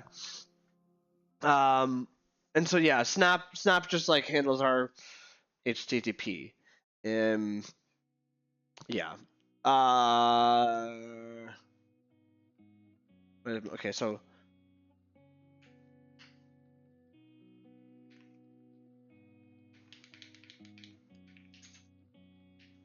and where's failing? This is failing in user data, backend handlers, user data, profile. So get the entire profile. And we still need to improve some things here. This is this is a old piece of code written that with some Haskell wisdom that could be added into it since it's been written. But it works. So it works. There's no bugs ever with it. So it's unfortunately a low priority to make it nice and much more clean. Um, and I think there's also like I hope with this that it's like easier to understand for someone coming in than what the equivalent might look like in Beam. But anyways, yeah, even the whole complexity to this is adding or checking the scores. Yeah, which is not even that important anymore. But anyways, so we are what are we doing here? We're getting. Oh, this is really simple. We report the time that it takes for the request to happen, right? We report the request that it takes for the request to happen. We have access to the DB environment for this request. We get user by user info by username.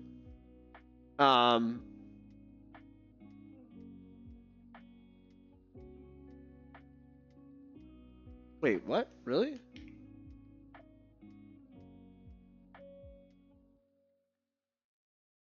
But I'm not just curious.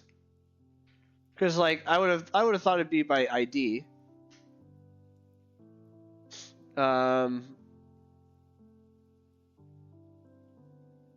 What the? Oh, okay.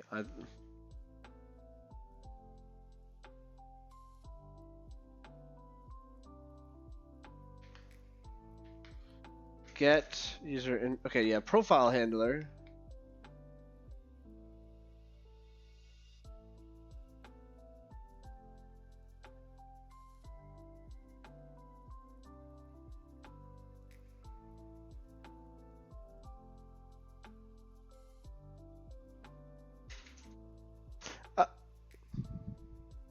Oh, okay. Okay. We changed this.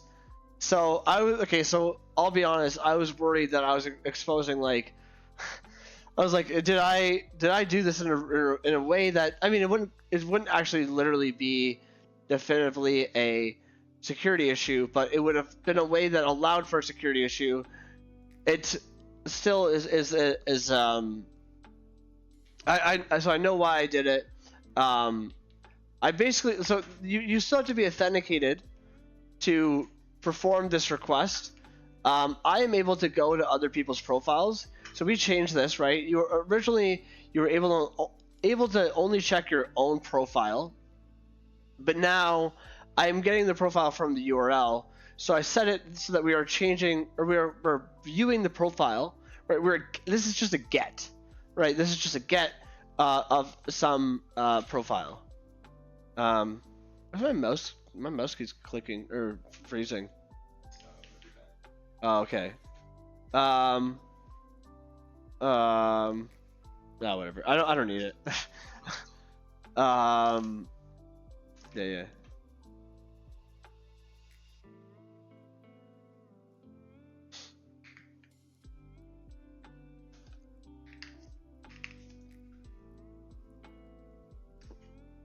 So yeah, but we still have I guess like the point is anything in this profile is public, at least for the data that we are getting, right? So, yeah, we obviously want the profile handler to be very well written so that we're not like using some Node.js crap that in some Node.js fashion exposing something we don't mean to. But also, it's a very simple web request, and I think partly also, and thanks to Haskell, that we have a very simple profile handler. It's very easy to manage. And so, right, we know that we are not exposing anything that we don't want to. But only if you are authenticated. Right, so basically what does this mean is someone who is not some random bot on the internet can't read the profile, but you can read the profile if you of someone else on the platform if you are logged in. Right, if you give us an auth token, we can give you the user's profile that you want to look at, including yourself. And I don't like that. Okay. So now all this means is we've done get user info by username. It's just a very simple Beam query. Oh my gosh, whatever.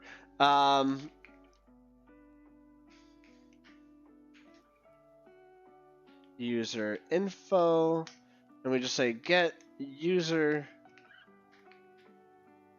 info by username. And right, we look in all of the rows in the user info database. We only return if the full name is equal to the one that we are looking for, right? So that based on the is this lazy lambda? Okay, get their profile. And so now we have that. We either failed to find the user, right? Because again, the user can just put in anything in the URL, or we got their user info. We prepare the report for the graph, but then we also just get our seniority, our stream, our and such. So now I just want to say urgency.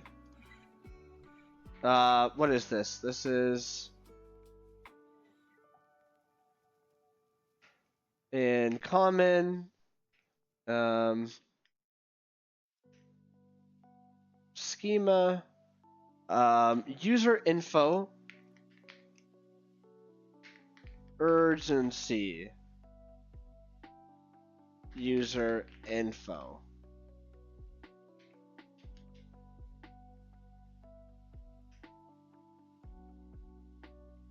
Oh, and this is still going to fail because I haven't actually passed user, urgency to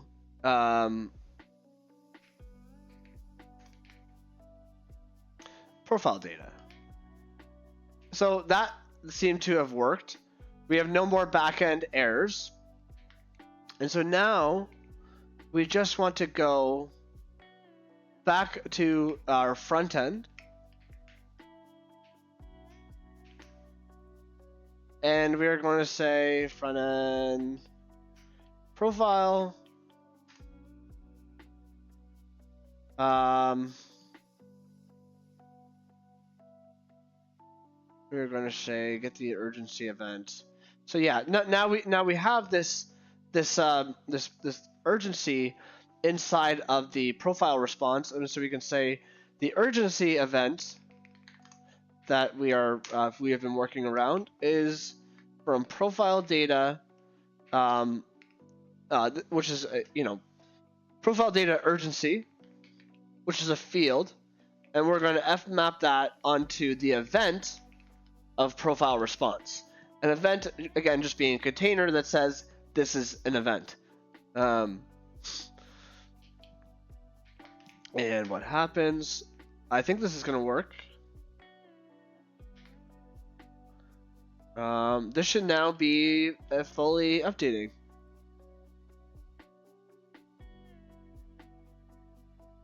So what is my urgency? 1 to 2 months. We have no types on this, so I'll just say change my urgency. We saw the request happen there. Also, a nice thing about Beam is I can actually go and see what queries were run. Yeah, which is, I guess it's not that crazy. Oh, or did I?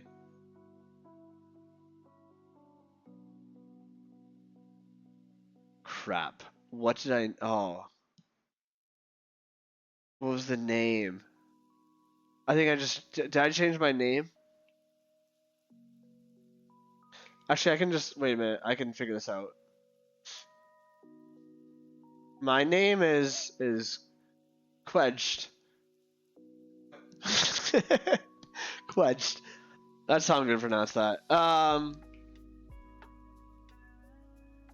and I can just go to my profile, which has Quedged.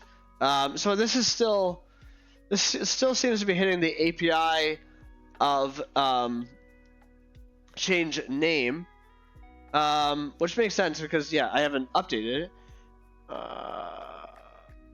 And I also don't have any type safety between change urgency. Oh, no, or on the back end.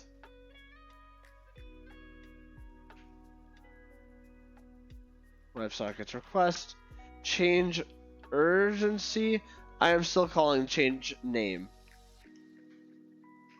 So that's why you have type safety, so you don't do something stupid like that.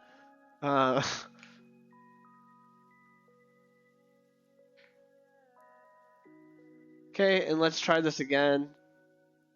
If I change this to 1 to 2 monoliths, does that work?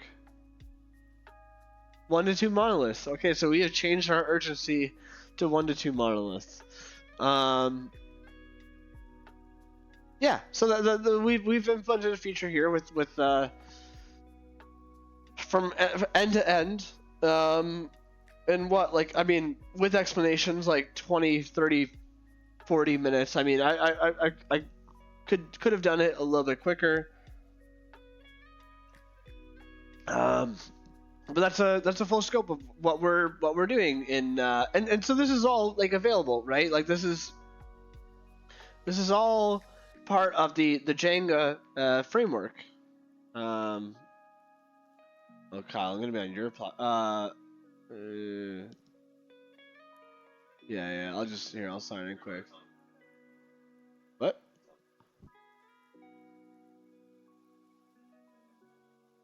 Oh, okay. No, it is. But I just wanted to sign into my GitHub.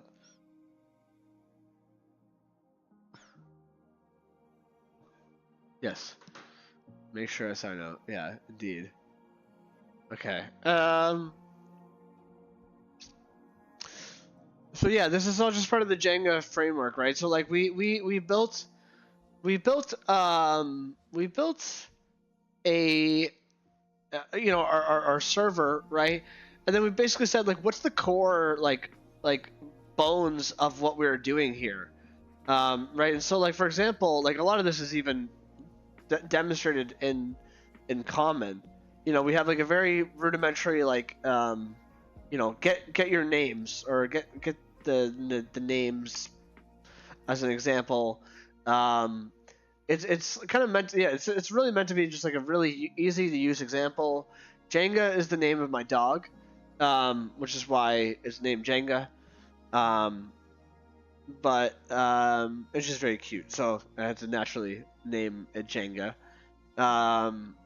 But it's very comprehensive documentation. It basically just talks about like how to use, everything we've done with Reflex. I think this is a great example, right? We can even Jenga even has this function run JS when that makes it very easy to think about what we were doing with whatever Reflex we were doing. A lot of that today was hidden by the perform request async function, or well, actually, sorry, we didn't use perform request async. We used requesting identity, which further adds a simplifying layer on top. But yeah, basically, like in that we are running an XHR request.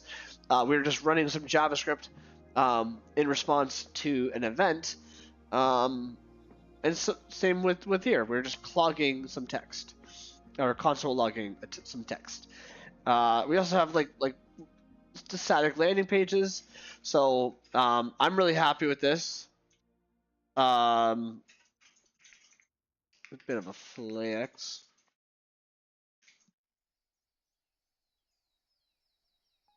But I built a site for Jenga, actually, called Lamarckian. Oh, I'm stupid. Lamarckian.com. Was it not Lamarckian.com?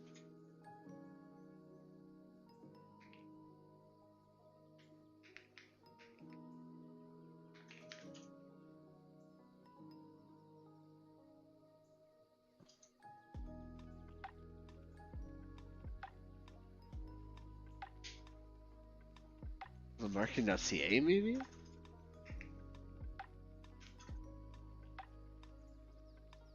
Lamarkian.io? What the heck? I forget what it was. Okay, I know my uncle's site at least was the lock guy. Anyway, so I built this site for my uncle using this. It's just a very simple. It's a very simple site, but like this is what we have with static landing pages. It's actually kind of crazy to me that this is not a standard. We have 100% across the board for how this will rank on Google, and it wasn't that hard at all. I built that with Jenga. There's basically like if we're to run Jenga, right? You can literally come into Jenga, like git clone this, right? Just git clone this.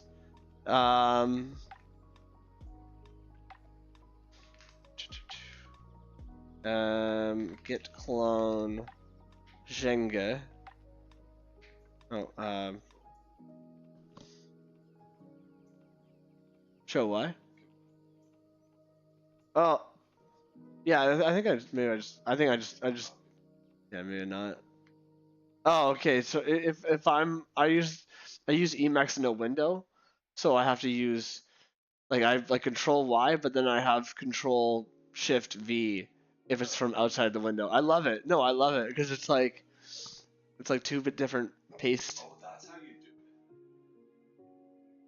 it. I never use no window because I'm like, how the hell? How do I paste it? Yeah. Yeah. No, because you're just You have two. So yeah, you can literally just clone Jenga, say op run. I mean, you just set up obelisk, which is also actually quite simple. And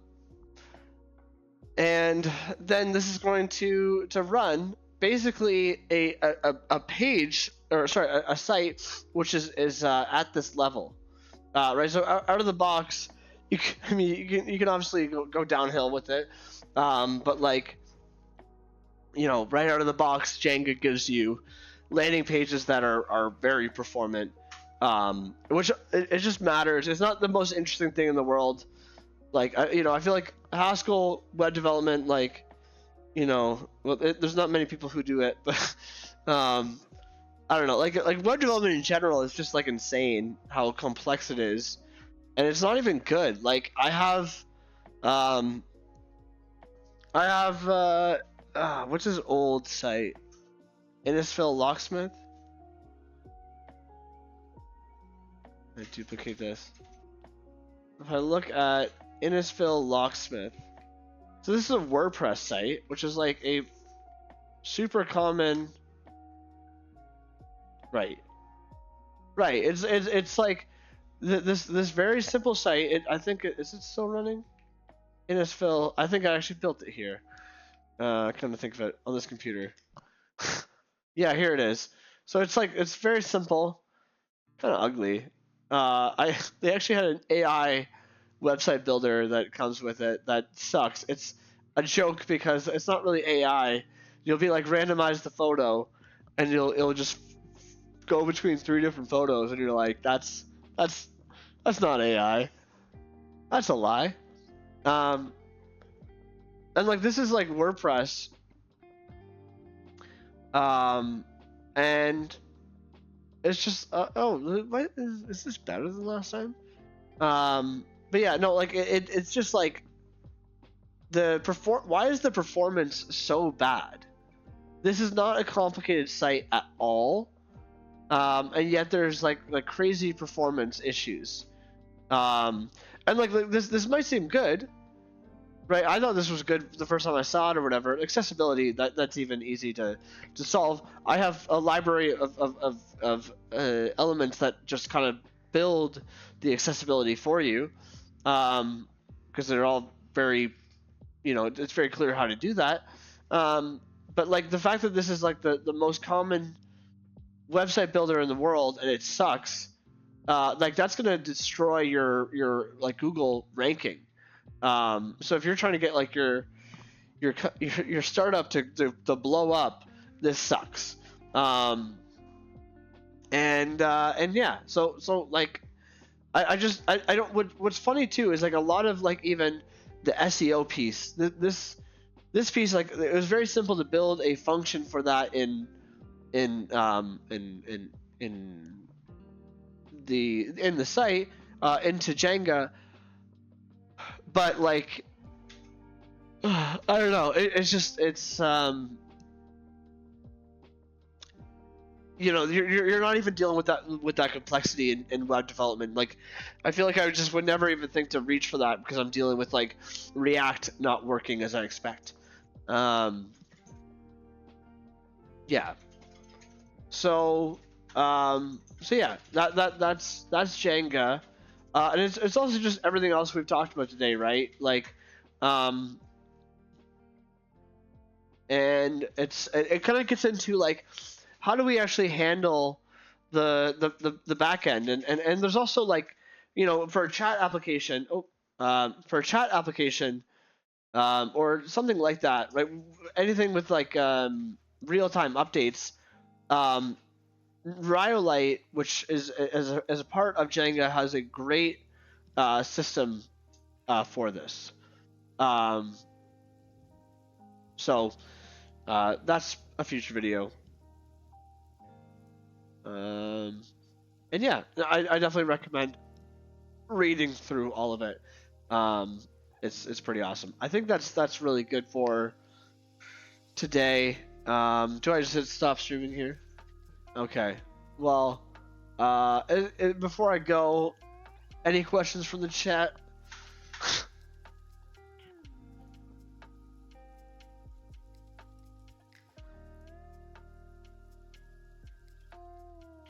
Cool.